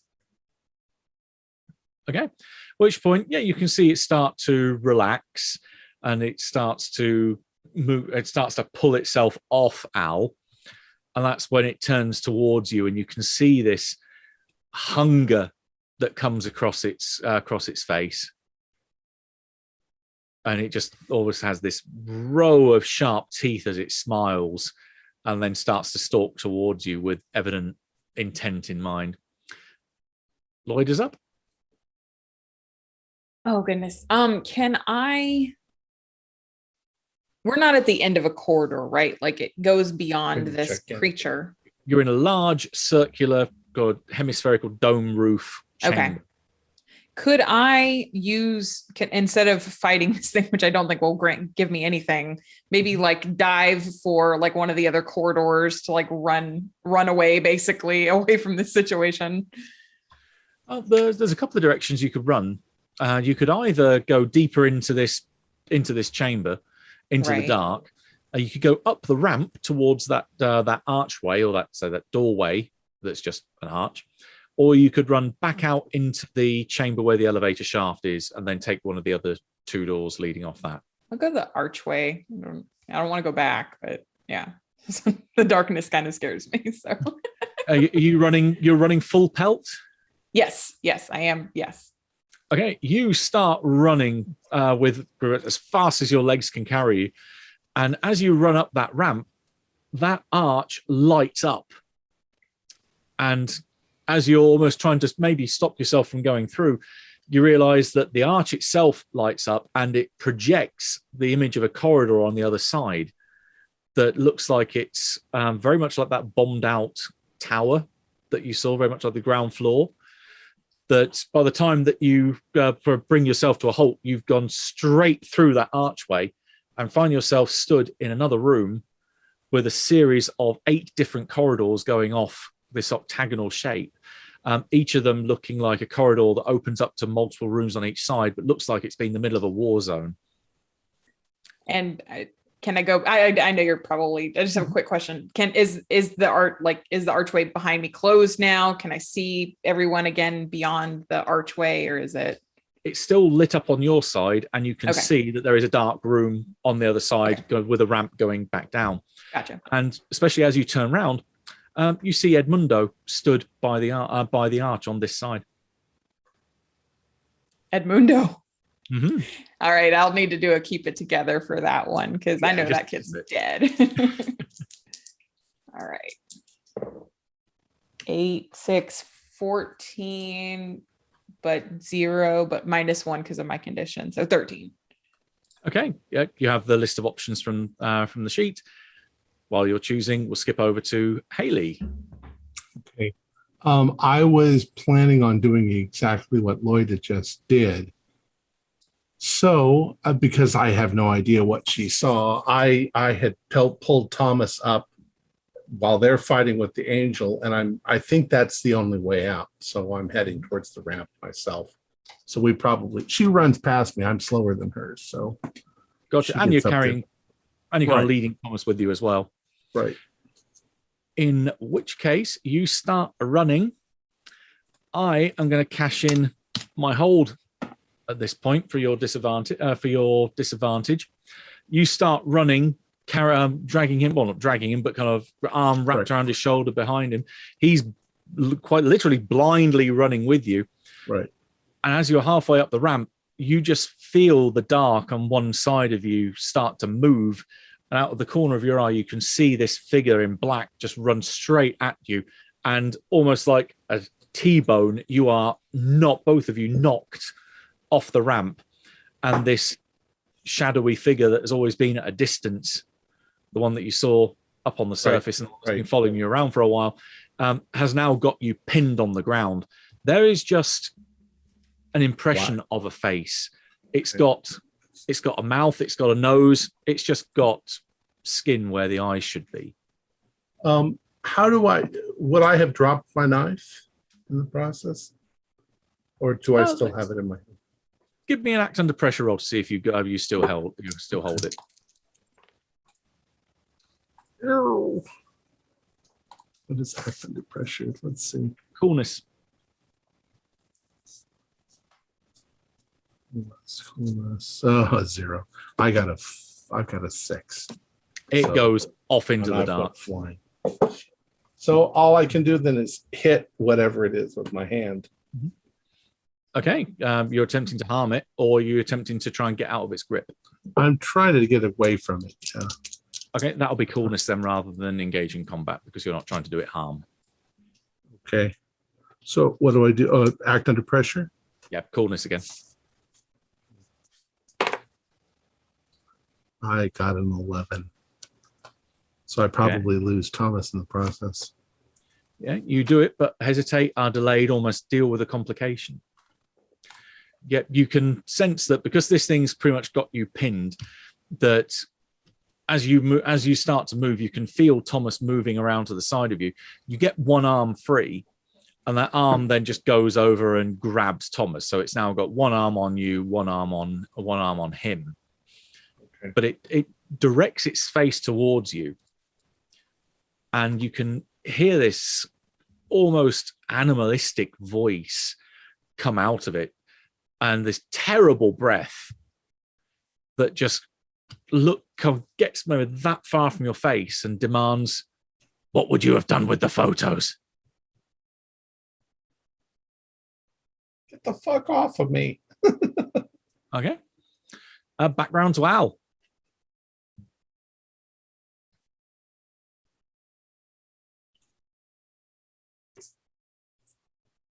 You're muted. Am I still pinned down, or has it moved? You're not pinned down because it was moving away to Tamara, but you are on the ground still. Okay.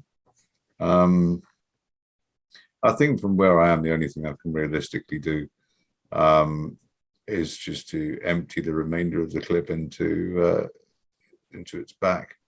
Thought the gun had gone. Yeah, the gun skittered off in the darkness. Oh, right. Sorry, I missed that bit. Sorry. Well,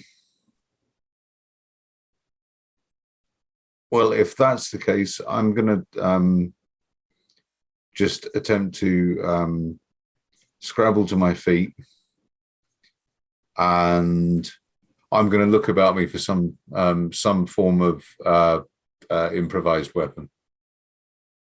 Okay. Looking around, there's not too much that immediately springs to mind. This room is very much empty, but you've still got fists. Okay. Well, if that's all there is, that's all there is. Okay. I'm going to go and punch a demon. Okay. Punch is a straightforward basic attack. So roll plus violence. Thanks.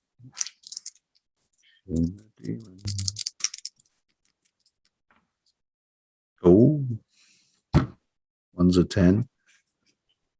13. That's a 15. There we go. So you inflict damage to your opponent and avoid counterattacks. You come up behind it and punch it pretty much in the small of the back as it's stalking towards Tamara, which seems to almost bring it out of its kind of enchantment, or its at least focus on Tamara. It turns round, looks down at you, and then looks over to Tamara, and just nods with the faint grin. Its wings flap, and it shoots up into the dark. And then with maybe as I was going to say Haley would be shining a light around, but you are somewhat occupied still. At least for everyone else, it just goes off into the dark, and somewhere it may have moved into a shadow somewhere, but you can't see where it's gone. Where's Lloyd though? But Lloyd has run off, but we've still got Haley pinned down by something. As you're hearing that there's still definitely sounds of scuffling and some kind of fight happening. Oh, do we see that thing has a hold of him? Yeah, if one of you flashes a light round, you'll see that there is this girl, semi-faceless thing in a long coat that's just that's holding her down and seems to be growling some kind of question at her. Help! Let him go. Let him go. You know what to do. Roll plus soul. That is better. That is much better. That is a 17. Okay. In which case, Or it 18. complies. It lets her go. It pulls back and almost seems to be skulking away from you, in almost recoiling in fear, before it turns and, almost like a diver on a platform, turns, jumps very slightly up into the air, arms forward, and dives into the stone floor as if it was water. There's ripples in the stone for a second before it returns back to normal, and it is gone. Thomas, are you okay? Yeah, he's not gibbering on the floor, but he's frantically scrabbling around trying to find where you are. Finally, his hands meet, and he hugs you tight. I roll over. Yeah, we try to get up. Lloyd went up the ramp. We need to go up the ramp. Where the hell's that thing? It went away. It's above us somewhere. So now I've got to go back towards them to get to the base of the ramp to go back up. Back up. Yeah, look, shining multiple lights around from phones up towards the ceiling. There's nowhere this thing could have gone, but it's gone. Can I try to find my knife? Yeah, eventually you'll find it. Likewise with the Uzi, you'll find that as well. I'll pick up the empty Glock too. Who knows? Maybe there'll be a magical bullet shower. I will reload the Uzi. So Running. I'm gonna look at the camera and see the pictures of the angel demon thing I took. See what shows up. Exactly what you saw. That was real as real can be. Although as you move it around and have a look around the rest of the room, looking towards that archway, it's just a series of cracks, as if this is a hole in reality itself. I show the rest of the group that right there. Right. That's where Loader went though, right? And I don't see what other choices we have. yeah. Right, cutting back to Loida for a minute then.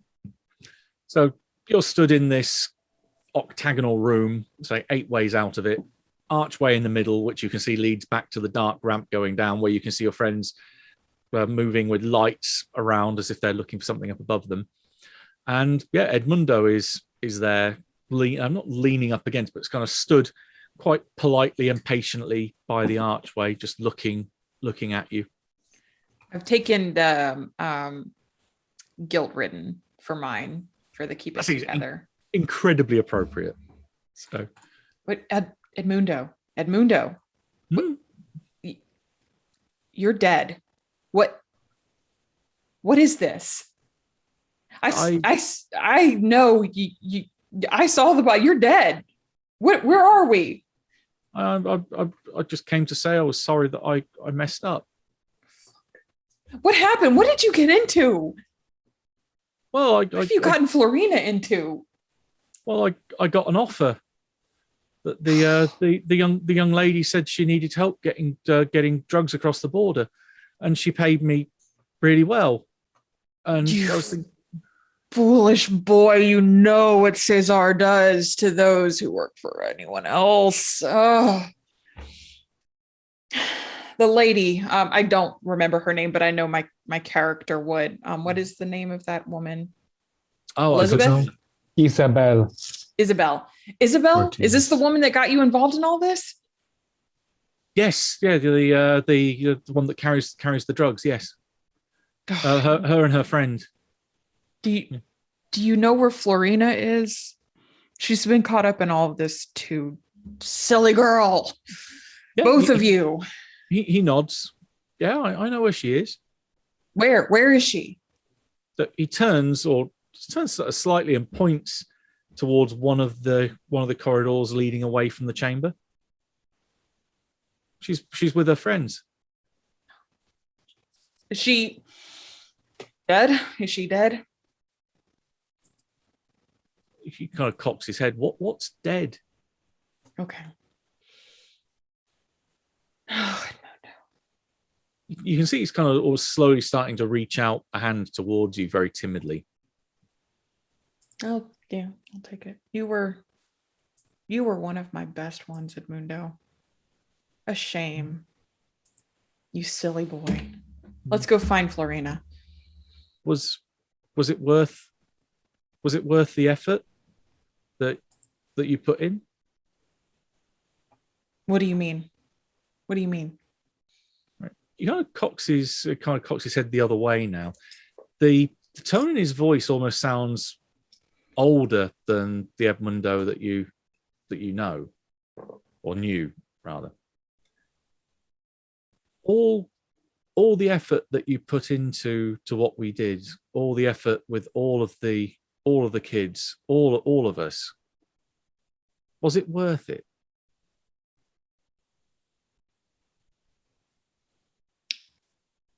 I guess we'll find out when only God can judge me, Edmundo. I don't know. I guess we'll find out one day. He shakes his head. It's not God's judgment you have to worry about here. And with that, he starts to fade away. And even though you're holding his hand, you still feel this solid thing in your hand for a moment until even that too itself fades away. Got to finish what I started. I'm going to head in the direction he said Florina was in. Mm-hmm. Okay. And it's about that time, if everyone else wants to have headed up the ramp, that you would be able to emerge into that same chamber just as Lloyd is starting to head down the corridor that she was directed towards. Lloyda, we're here. Do I hear them? Yes, you do. Yes, I'm here. Where are you going? I think Florina's this way. I don't. Then let's go. Right. Okay. Everyone heading in that direction? We follow. Or do you want to do anything else before heading that way? I want to make sure that Al is okay, because that thing, whatever the hell that thing was, swooped right down on him. Yeah, apart from pushing him into the floor and maybe a bit bruised, he's not hurt. At least mechanically anyway. There are 8 doors in this chamber. Yes. Do they have windows in them? They have doorways leading off them, but this seems almost ancient compared to where you've just been. That even though that there are some aspects that look as though there could be walls made of glass, some metal sections here and there, this is almost like a more marble or stone vibe throughout the vast majority of what you're seeing around you. But again, seems cracked, seems dilapidated, almost abandoned. Very much similar to the ground floor level that you saw previously, where there was some kind of battle that took place. This feels contemporary to that. So that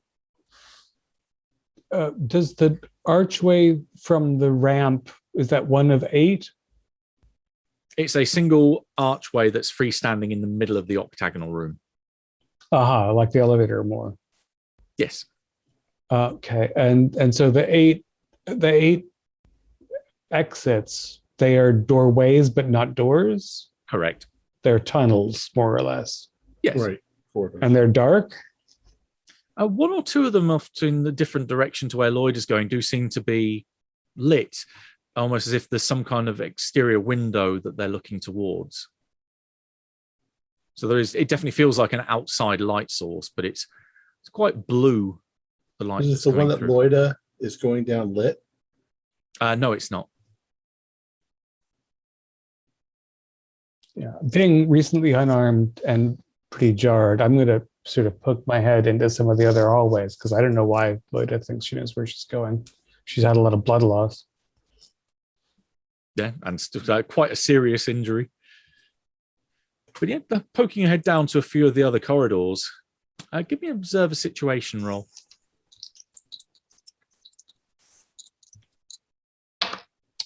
That's a natural 10 plus 2. 12 total. Okay.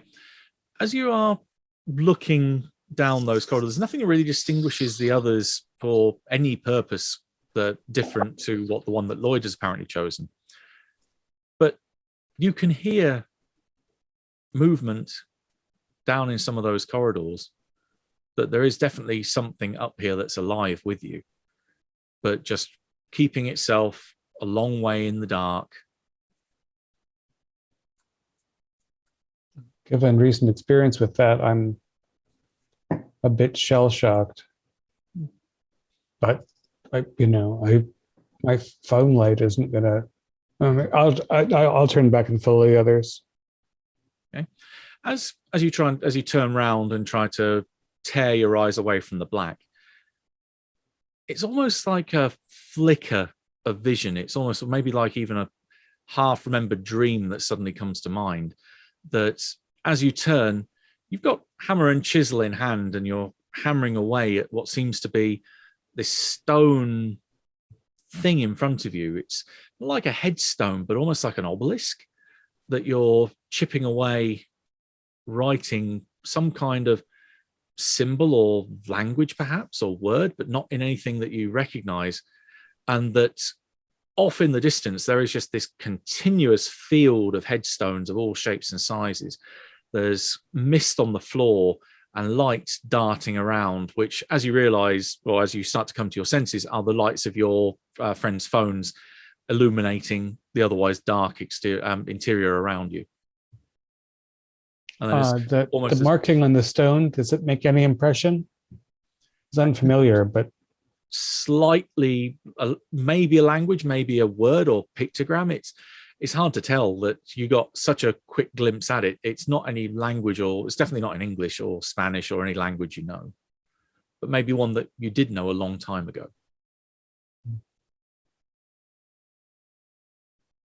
Eep. Okay, and others are following. Lloyd's taking lead up front. Lloyda with Yeah, five fights on. Determination. I'm just going. Okay, all right. Be cautious. I heard several children, I think, voices. I don't think she's the only one down here. And I don't know if it's going to be like those other children. But yeah, the way you're going, you can hear sounds echoing off corridors, because this isn't just one like straight corridor. It does twist and turn. There are other junctions which go off it. But as you look down at the floor, there is a dusty covering that does have footsteps going back and forwards along it. None of them seem to go off these junctions. So you get the impression that the way that you need to go would be following the footsteps.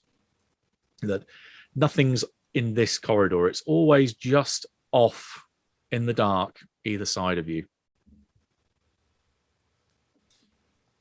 As we've got a fair way, do people want to take 5 minutes or so, quick pit stop before we continue? Yeah, that sounds nice. 5 minutes later. Okay, so you're continuing on down the corridor, so that winds and twists and turns its way deeper into this structure, and just the darkness all around you seems to be all pervading. There's no light source here, but still something is moving off in the dark occasionally off to the left and right. Now, there's a couple of people that don't need to make this roll for reasons which I will probably reveal at the end of the scenario. But can I have a keep it together roll? So roll plus willpower from Al. From I might actually just be Al from the look of my notes. Yeah, I just rolled. I rolled. Oh, Christ. Oh. I rolled a 10. Okay, so not a complete fail. You hear as you are moving just down past. There's numerous corridors that go off this. As you're passing one, you hear a shuffle of something that sounds a bit like feet, fairly close by, and just almost instinctively you look over your shoulder towards it, and you can see someone stood just on the edge of the light. That you catch that there's a pair of dull jeans, some beaten up shoes, and it looks like just a person that's stood there, just in the brief flash of the light. What do you do, if anything? I'm going to wait. Okay, so Al comes to a stop. Presumably you're up front because you, as previous. Mm-hmm. Well, alongside Lloyda, because she'd been, say, the one that had. Yeah, I'm just going to wait and. What is it? Why have we stopped? Yeah, what's wrong? What's going on, Al? There's something there. And this figure starts to come out of the dark. You can see jeans. You can see these shoes. This white T-shirt that's somewhat browned and messed up, and then someone that you haven't seen for a long time, Hector, comes into the light. No one else apart from Al can see him. Can Al also give me another keep it together roll for obvious reasons for you? Well, this time is a 4. Ooh. That's not terribly good. Okay, I think this is particularly, given that your connection with him is not great. I'm going to take another -2 stability from you because this is someone you never thought you would see again. Okay. And he just walks, not directly up to you, but at least in so much so that he's into the light and is plainly visible. No wounds on him at all, but just looks in your direction with very almost sad eyes. You can almost see that there's tears welling up in his eyes. He just shakes his head slightly and, have you got nothing to say to me?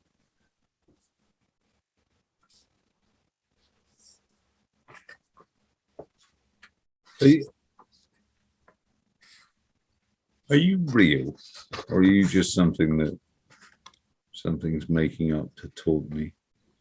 Oh, everyone can hear Al's side of the conversation, obviously, as he's looking, as far as you're concerned, towards an empty corridor. I'll see it as there's no one there. Mm-hmm. I'll see it as there's no one here. We've all been able to see things that other people can't see. Maybe he can see something. Maybe we should just keep moving. It doesn't seem like these things can do us any harm. It seems to react to what Lloyd is saying, because it does look in her direction, but then looks back at Al. I'm as much a part of you as any other part, and I'm not here to do you harm. If anything, I'm here to help you. I just need to know, was there another way? I thought there was, but I was backed into a corner. You thought there was. Why didn't you take it? Because I let other people do my thinking for me. I other people make my decisions for me. You can see his Wow. shoulders visibly sag at that, and he shakes his head. Then I'm not sure I'm going to be able to help. And he starts to walk back, and within about 3 or 4 steps, he is completely in shadow, and he may not even be there. Hey, can we keep going? Is there anything? Is there a problem? Yeah. Come on, no, there's no problem at all. Fucking dead people. Okay. As you continue on, you round a corner and find there is, or as you're about to round a corner, you see there is a glow coming from somewhere round that corner. But there's fairly intense light round there. And turning said corridor, you find there's a set of stone doors. I mean, they look like stone, really big, thick, heavy things that somehow pivot and turn on a set of massive iron hinges. And from the cracks along the top, the bottom, and the side, and the middle of these double doors, there is just intense white light shining from inside. I press on.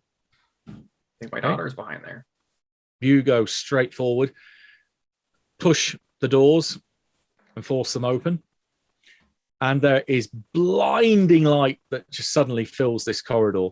And it is to a point where you have to spend a good few moments trying to adjust your eyes to this intensity. But after a few moments, and it's still somewhat painful, so you may be squinting all the way here, you can start to work your way into this room or whatever it is that's containing this light. And you can see roughly a little bit ahead of you, going in a few different directions. It just seems endless light, as if you're in this white void. Even the floor itself seems to be made of light. Seeing the message I've just got, the only dark thing that's in here is Anthony's shadow, and it is still there.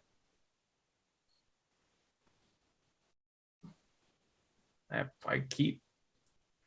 What? Florida.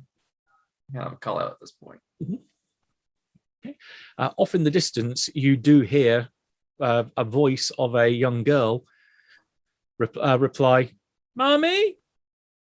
Florina, and I take off in the direction that I'm bolting. I'm like into the Okay. blinding light. I'm straight after tomorrow.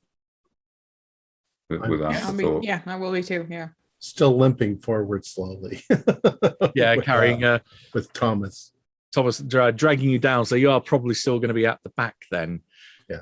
I might Anthony, take you're- Thomas's other side because there's no urgency. I'm not armed. Support him. And it up. Anthony? I'm just slowly, like in between the Hallie and Anna and in between the Rubios. So I'm like in the middle. Right. He's just ahead of us. Yeah. Gotcha. Okay, as Tamara starts running forward then, you're kind of leaping and bounding, not really paying too much attention to self-preservation here. But as you're running, around you, it seems to be that there's lush vegetation. There's trees that rise up higher than any that you've ever seen before, or at least not seen for a very long time. Multiple moons suspended in this wonderfully purple blue sky. Different suns dancing all around you as you move through this primal wild, this living earth that as you just run and run and run, taking in all the sights of all the life that this earth and all the other earths and all the other planets have to offer you. As you remember that this is what you used to do. This was your journey that you used to take, that you've always been running, you've always been on the move and never wanting to stay in one place too long. And then there's just blinding light still around you. And this is what I saw. Mm-hmm. Yeah. Florina, I'm coming, my darling. Okay, yep, you can still hear this almost like weak "mummy, mummy" from off somewhere ahead of you, almost enough times that it's keeping you on track. Right, and you've got Al and Loida very close behind. With the blinding light, can we keep track of them ahead of us, or does there come a point where we just can't see anything anymore? The latter, because you are moving so much slower, you can just about see Anthony moving ahead of you, and like Anthony can just about see the other three moving ahead of him. So you're in a bit of a chain at the minute. But if that chain keeps getting stretched further and further apart, eventually you're going to have three separate groups that don't know where the hell everyone else is. Anthony, wait! Yeah, We can't see you.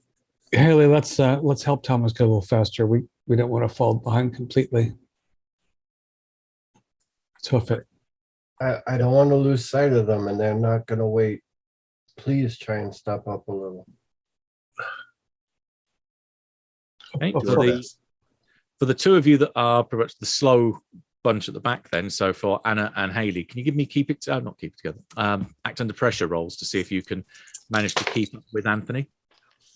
I might be able to make a good sight of my shadow since it's so dark. Mm-hmm. Well, your shadow is now you're moving forward, is retreating back closer to you. And you can hear it almost whimpering, saying, she won't be happy. I've come empty-handed. Please, you have to hurt something. You have to give me the power I need. What do I get for it? I'll leave if that's what you want, but you don't know what you're doing. I only got a 5. Oh, okay. There you are, very much lingering behind. And Anna? 13. Okay, yeah, you are. Your complication is you are still very much being held back by Haley. That between you, you're keeping Anthony in sight, but Anna, go forward, and then you're in between Anthony and us. Okay, I'll try to make a link. That's a good idea. Can you? Yeah. Hold on. I got him. Yeah, you go forward then. Yeah. With a 5, I'd probably linger too far behind. Can't see it. Yeah, well, you start to linger, but especially as you're on your own, you've got Thomas in your arms still as he starts staggering and limping forward. That you realize for a second, it's almost like that limp. He is about to roll forward, and that as he does so, he dives and he starts to almost a twist and turn as if he rolls into a somersault and then springs up into action. He's dressed in what looks to be this kind of armor, like he's like a knight in shining armor.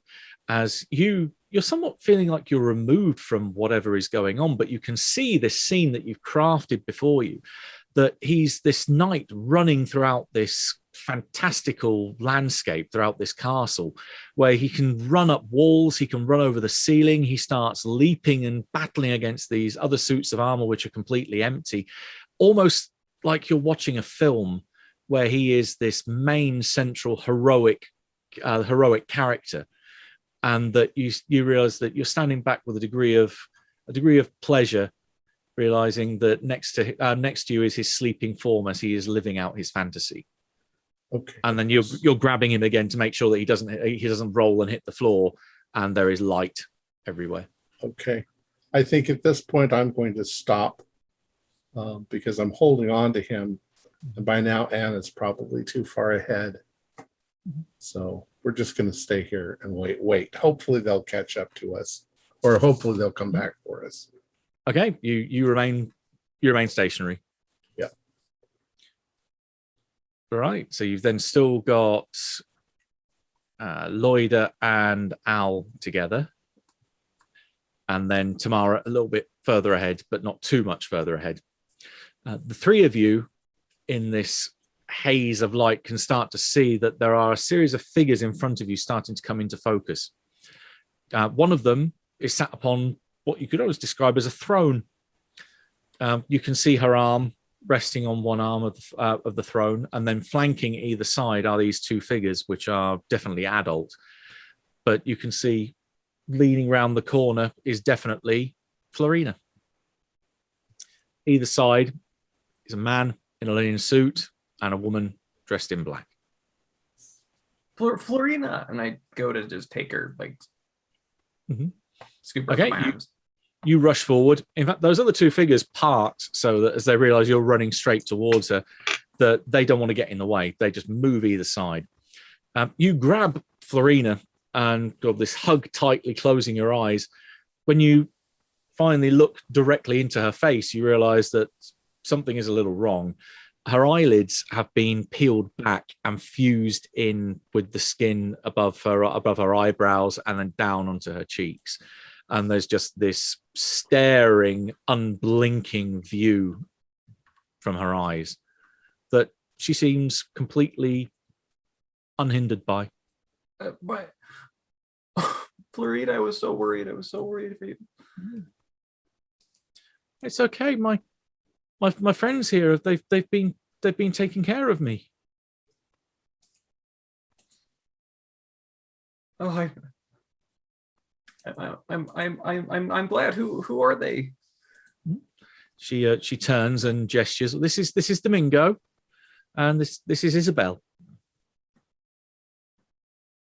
And then she points over your shoulder and says, "That's the doctor, Dr. Hughes." Coming out of the light, there is a figure dressed in what seems to be medical scrubs with a shock of silver hair. And yes, very much a figure you recognize. It's you again.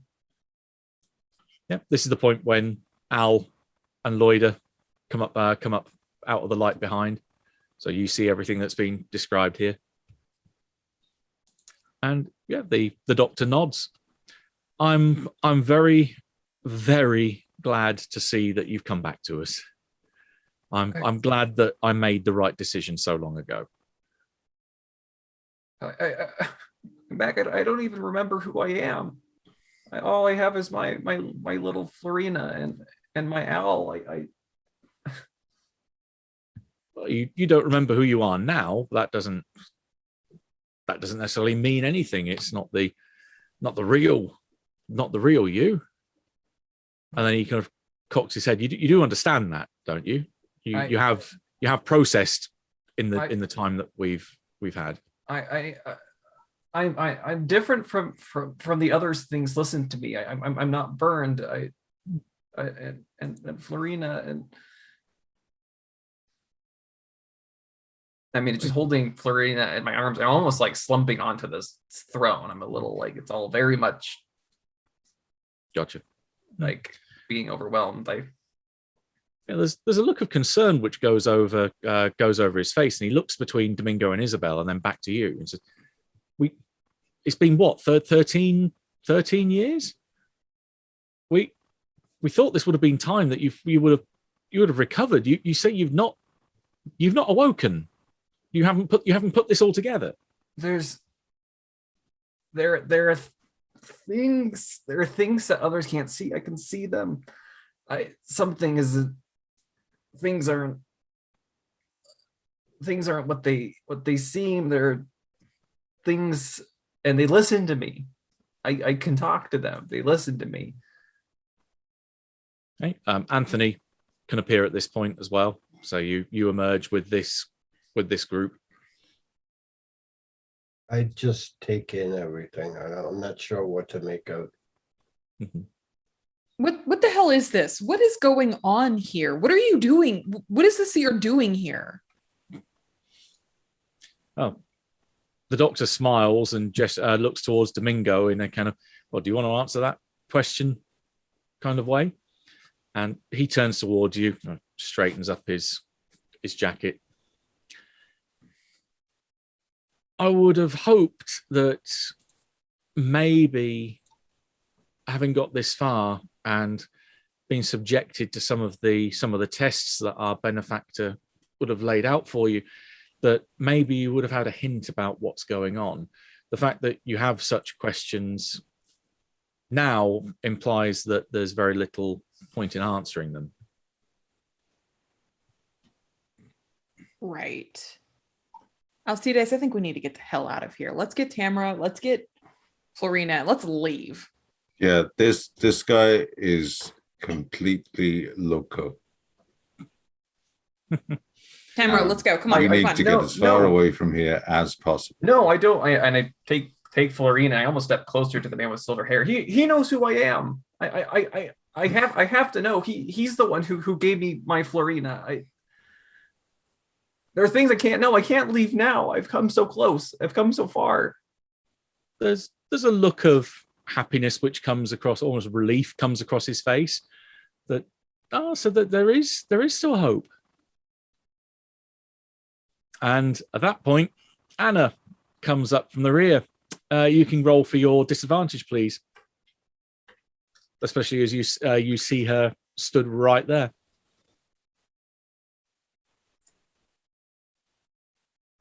You're on mute.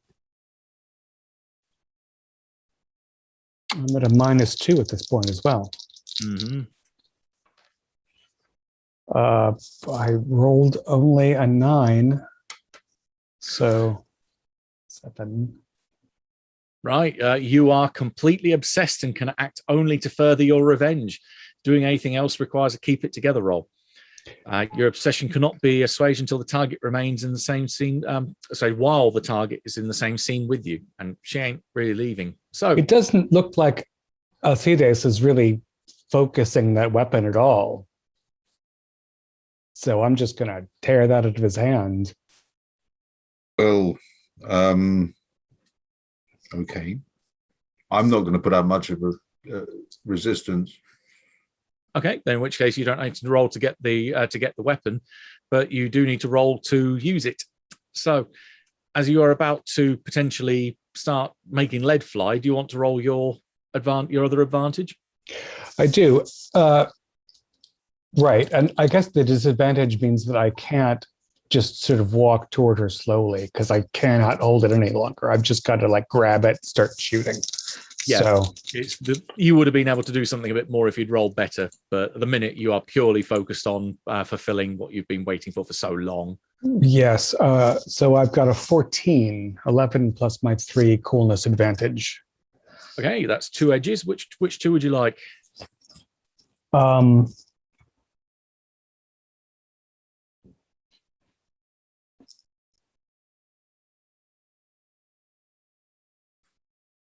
Oh, wait, I don't know what my options are. Avoid an attack, manage to snatch something, maneuver into a better position, put someone in a bad position. Everyone gets +2 to any attack moves. Right.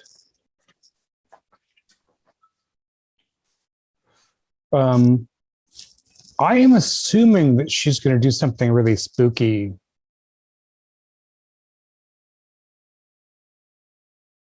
So I think putting myself in a better position is a good start. Mm-hmm.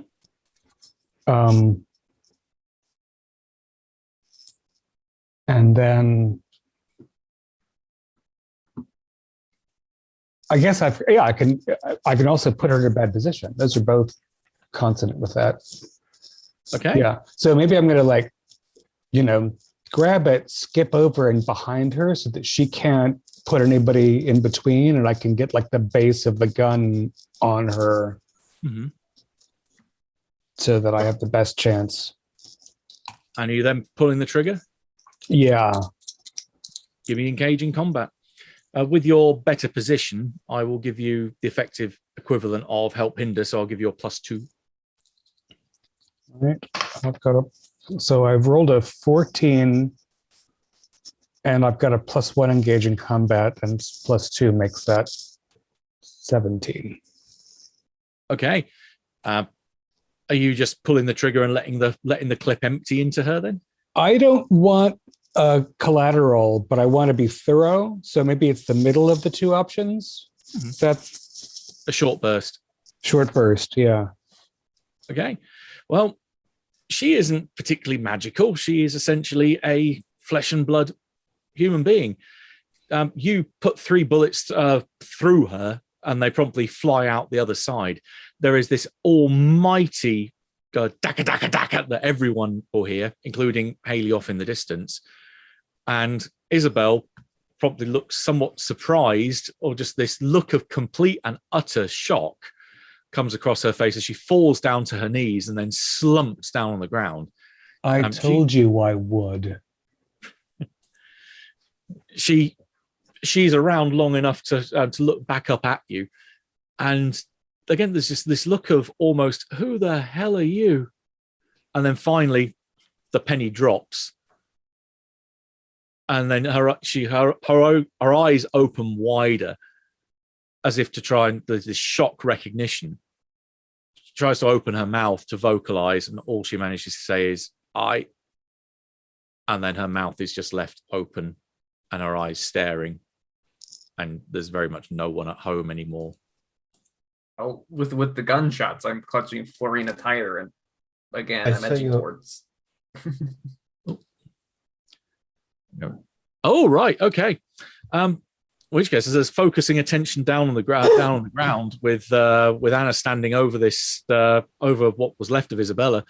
Anthony leaps forward and flicking a scalpel out from the sleeve of his shirt, tries to stab it straight towards the doctor's throat.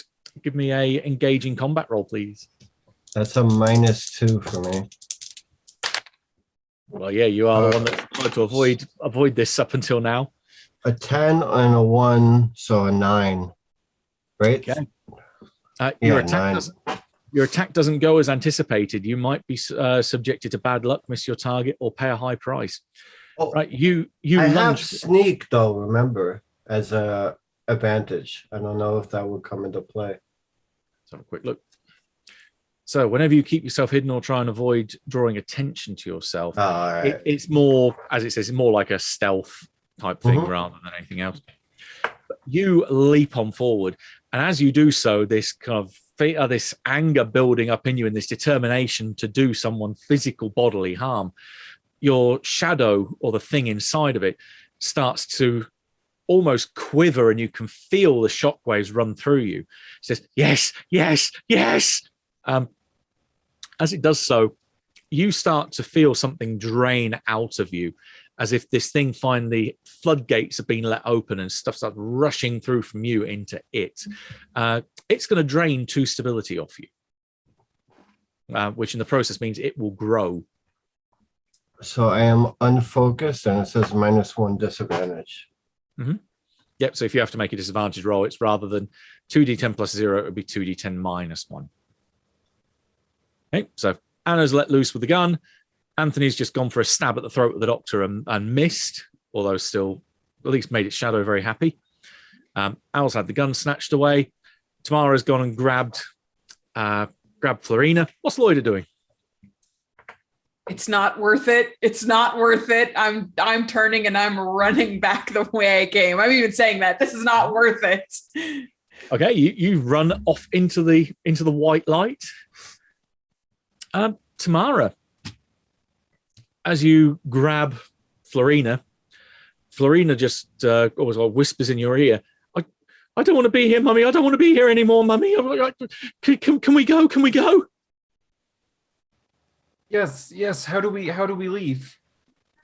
You both pop out of existence as your awakened daughter rips you out of here. So yeah, there is almost like a thump, and there's no more Tamara, no more Florina. Haley can hear off in the distance running footsteps coming towards her. I'm having a very weird reaction to the fact that we're all bathed in blinding white light. This must be heaven. So I'm just like holding Thomas, and I'm like, if love means anything, I'm just going to wait here, and hopefully God will show up and take us where we're supposed to go. Other than that, nothing's happening. Okay, so you're intent on keeping him safe. Right. Okay, and Lloyd is desperately trying to run the hell away. Anthony's just tried to kill someone pretty important and has messed up. Anna has killed someone important and hasn't messed up. Back round to Al then. What do you wish to do? I think I'm going to light the cigarette. I'm going to loudly exclaim, "Fuck this." And then I'm going to walk off in the same direction that Oida just ran.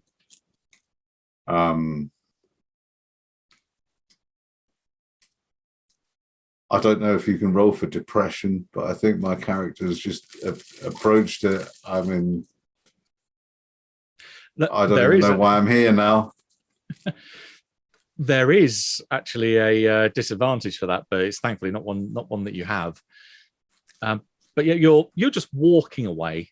So as you start to head off in a particular direction, you thought that you'd left him behind you, but you see the fellow that was in the linen suit. Almost, you're walking towards him, but you're fairly sure he was behind you. And he looks like he's kind of trying to formulate a statement or question towards you. Why the resignation?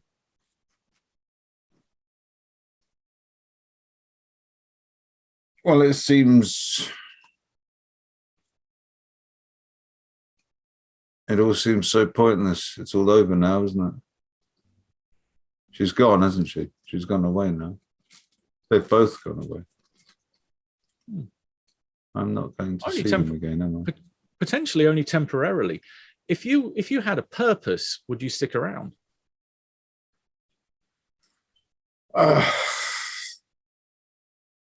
You trying to co-opt me? I'm just giving you a choice. With the alternative being what? You don't take it.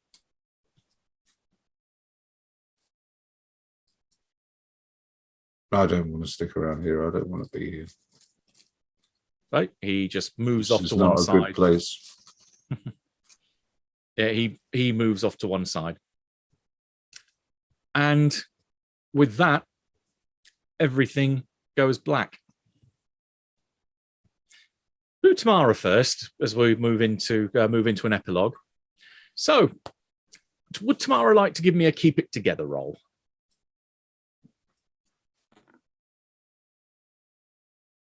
That is a 10.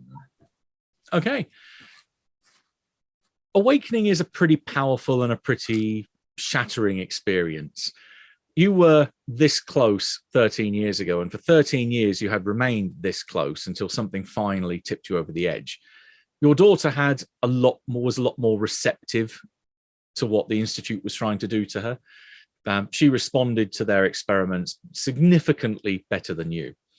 And as she leads you walking through reality, pushing aside the illusion behind you and walking through not only the streets of Metropolis, but walking the halls of Inferno, walking through the worlds of dream that hover around Vortex, this thing which drove Thomas completely insane when he saw it.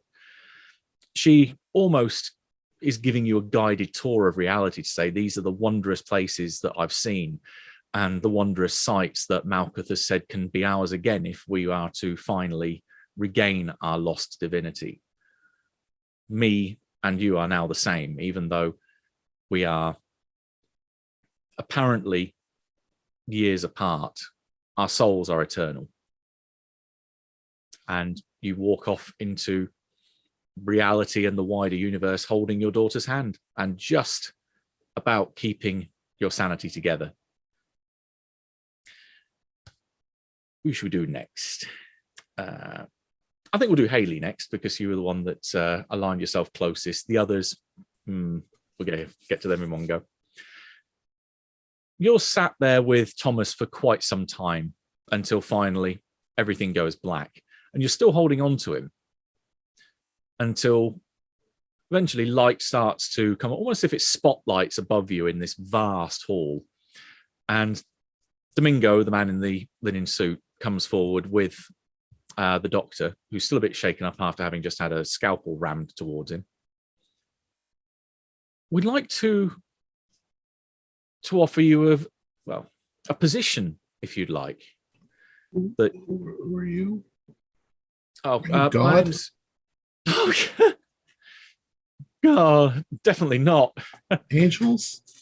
No, we're just people like you. Or well, not just like you. We've had some training, we've had some teaching, and we know a few more things. But fundamentally, we're the same. We're still within these unfortunate fleshy constructs, but know a little bit more about the truth. Okay. That we represent a group. You can call us the Bergstrom Institute. That we've been working for some time now to find ways of opening people's eyes and trying to get them to see the reality of the situation that they're in, that mankind is trapped inside this vast prison that, as far as they're concerned, is the real world. And from what we understand from our associate that we sent to follow, I believe it was actually following gestures down at Thomas here, and then later latched itself onto yourself. We understand you're a journalist. Yes? Yes. Well, I understand a tenet of your profession, of your calling, is that you wish to spread the truth and you wish to spread the news to the masses. Yes? Indeed, yes. Mm-hmm. Would you consider working for us and being able to spread that truth in the way that we've been trying to do? Well, I don't know enough about you yet, but I'm open to listening to you. Well, I think we can have a nice long chat, and that we can see how we can work this out between us. Well, here's my business card. You can call me at my office. Just get me the fuck out of here. Well, I mean, we can have this conversation here, or we can have it elsewhere. That's completely up to you. Well, I don't know what to say. I have no control over where I am right now, apparently. You have choice. Well, can you get us out of here, Thomas and I? By all means. At which point, Domingo, you can see he pulls out a dagger, which he then starts to carve something into his hand on one side, and then carves almost like two halves of a symbol on one palm, one on the other. He smacks his hands together. There is a flash, and you're back, all of you, at least all the four of you, Thomas, yourself, Domingo, and the good doctor, back at your apartment. Light subsiding, almost as if all the bulbs in the room flashed. He gestures, "May I take a seat? This could take some time." Sure. It's coffee on. Can we get something for Thomas's face? Yes, the doctor goes forward. I think we can arrange that. And a long conversation about the nature of reality, the fact that God is most certainly not on your side, and is frankly not on anyone's side now, as he's missing, continues well into the night.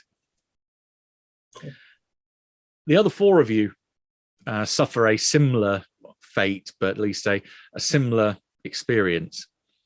That as you've either decided to walk away, run away, or attack those that are, say, the right hands of the Archon, find yourself in complete blackness. That after a while, you start to feel around you and feel there is a solid floor here, but walls are a long way away. And after having filled these cold stone rough walls, finally find they curve and lead towards what feels like a door, almost like a door to a massive cell, that through the little window that's in there, you can't see outside of it because it's just blackness beyond a black door, beyond a black wall, into a black corridor where no light is ever going to penetrate this deep into a citadel. But around you can hear, through other similar doors or similar hatches, cries of people calling out for anyone for help, for any kind of release, for any kind of stimulation, for anything. And maybe once before that hatch gets slammed shut by an unseen force, you might hear the voices of each other calling out to find out, are you there? Are you okay? What's the last thing that you would call out to each other?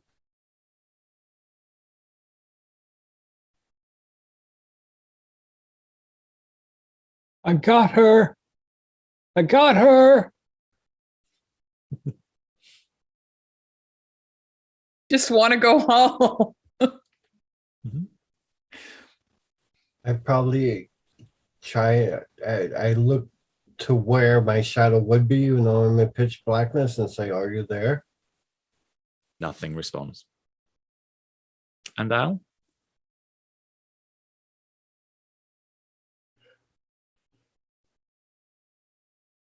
This was my decision. And as those, maybe hearing the echoes of each of your statements down the corridor,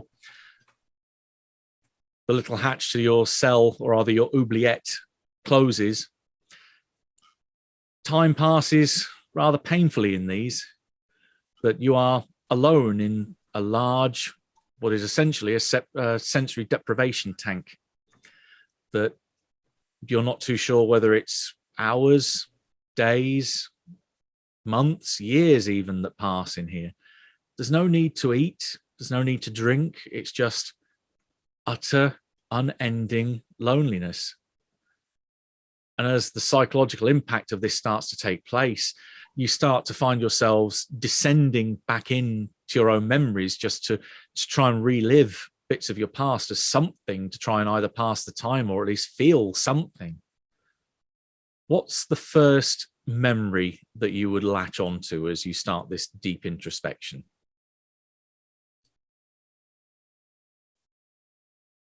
My wedding to Carlos, and just how happy I was at that time in my life without the complications that I've tangled myself up into.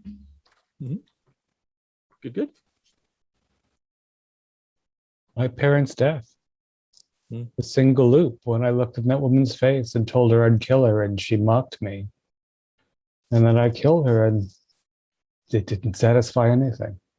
And I'm back there again. Mm-hmm. One of my childhood birthdays with a big cake and candles and presents. Mm-hmm. That night when Tamara came stumbling out of the desert.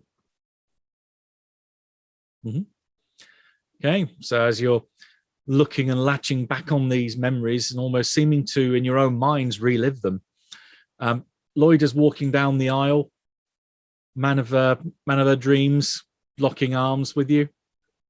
Then, as you get towards the altar, there's no one there. Why are you even here? Who was something supposed to be happening here? You're in an empty church, and even then, the church itself starts to fade away, and that memory of Carlos entirely is just obliterated from you. Even the happiness, the joy, his identity, everything is gone.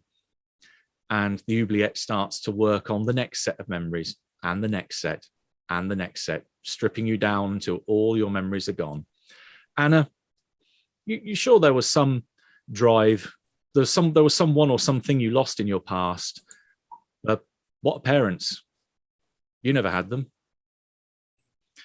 Anthony, yeah, there was something memorable about being a kid. There was something that used to happen, something they used to give you. It's gone.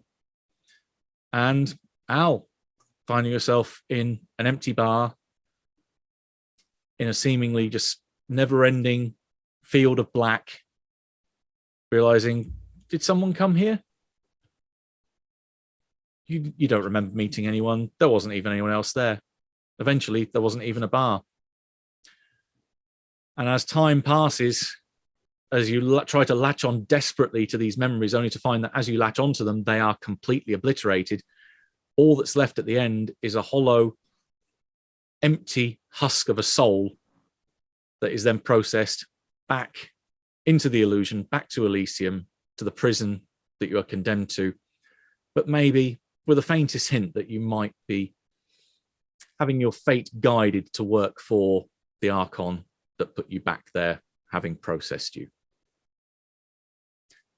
And that is where we'll end our story.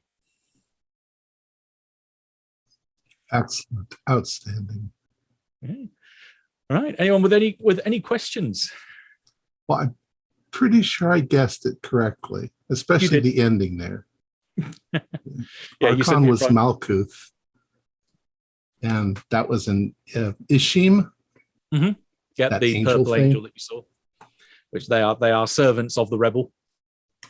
And there's not many of them left. No. I actually thought for a minute that Tamara was also one, and she'd given birth to a new one, and that's why they were so interested in her. Now that's the advantage that Tamara has is divine, and one of the kind of pitfalls of it is that if you don't roll particularly well, it's the creature becomes fascinated with you, but it may not be necessarily in a good way.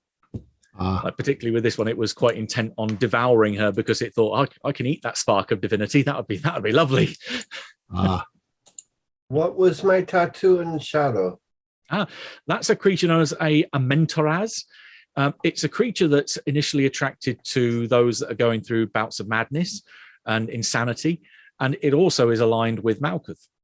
They latch themselves on like parasites and encouraging you to commit acts of either violence or acts of mental instability, something that would start to push your mind to the edge. And then they can start harvesting stability from you, which they will then take back to their secondary targets. People like Tamara.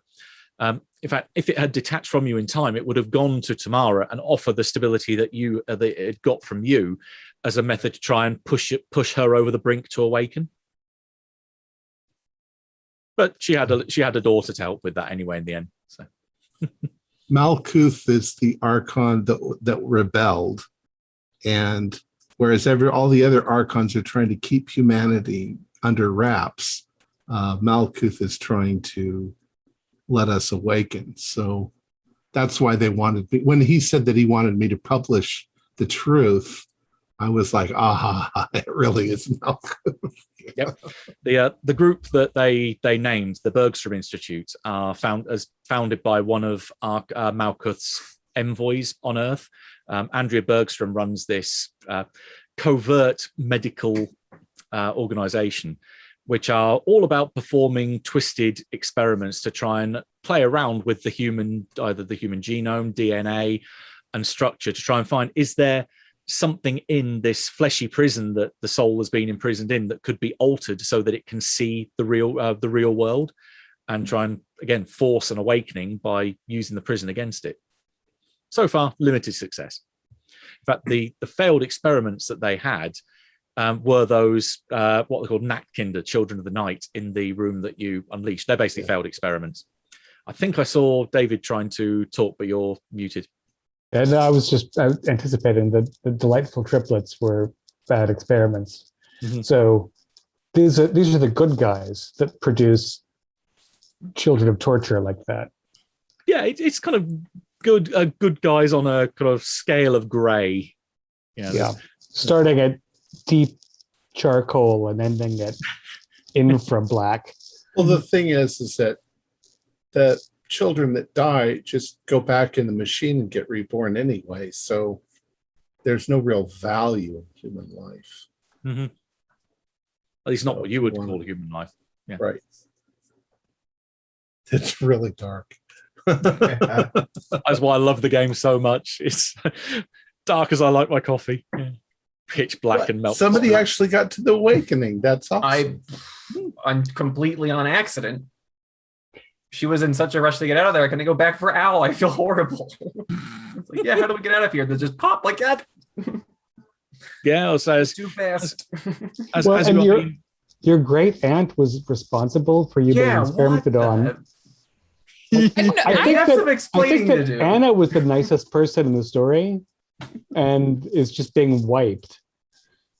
But I had nothing to do with the facility, just for the record. I had nothing to do with that. Not the facility. I know you have nothing to do with the facility. That I still don't really know what the hell happened to me in the facility, but you put my daughter in the line of danger. I did. Actually, I think I was the nicest person in the thing because all I have is a stalker that's trying to get me. But my parents were murdered in front of me. Do you want to call the game, Tom? Oh yeah, let's go ahead and do that. We could talk about it afterwards. Our players included Holly Buto, Morgan Llewellyn, Mick Swan, Jason Olachuk, David Gasway, and myself with Matthew Sanderson as the keeper of the secrets. We have a Discord server where you can chat with our other members. You can set up private games. You can learn the finer arts of gameplay and game mastering. We provide audio-only versions of our shows free for you to download from Podbean or iTunes. If you'd like to help support our show, please visit our Patreon account. Just $1 to a month helps us a lot. Like, share, and subscribe to our channel and punch the bell icon for updates on our latest shows. And leave us some comments. We enjoy reading them and answering any questions you might have. This is Tom Rayleigh, together with all the members of our gaming club, inviting you to journey with us once again into the darkness for another adventure into the universe of the KULT Divinity Lost role-playing game and other dark and creepy games. Until next time, good luck and good gaming.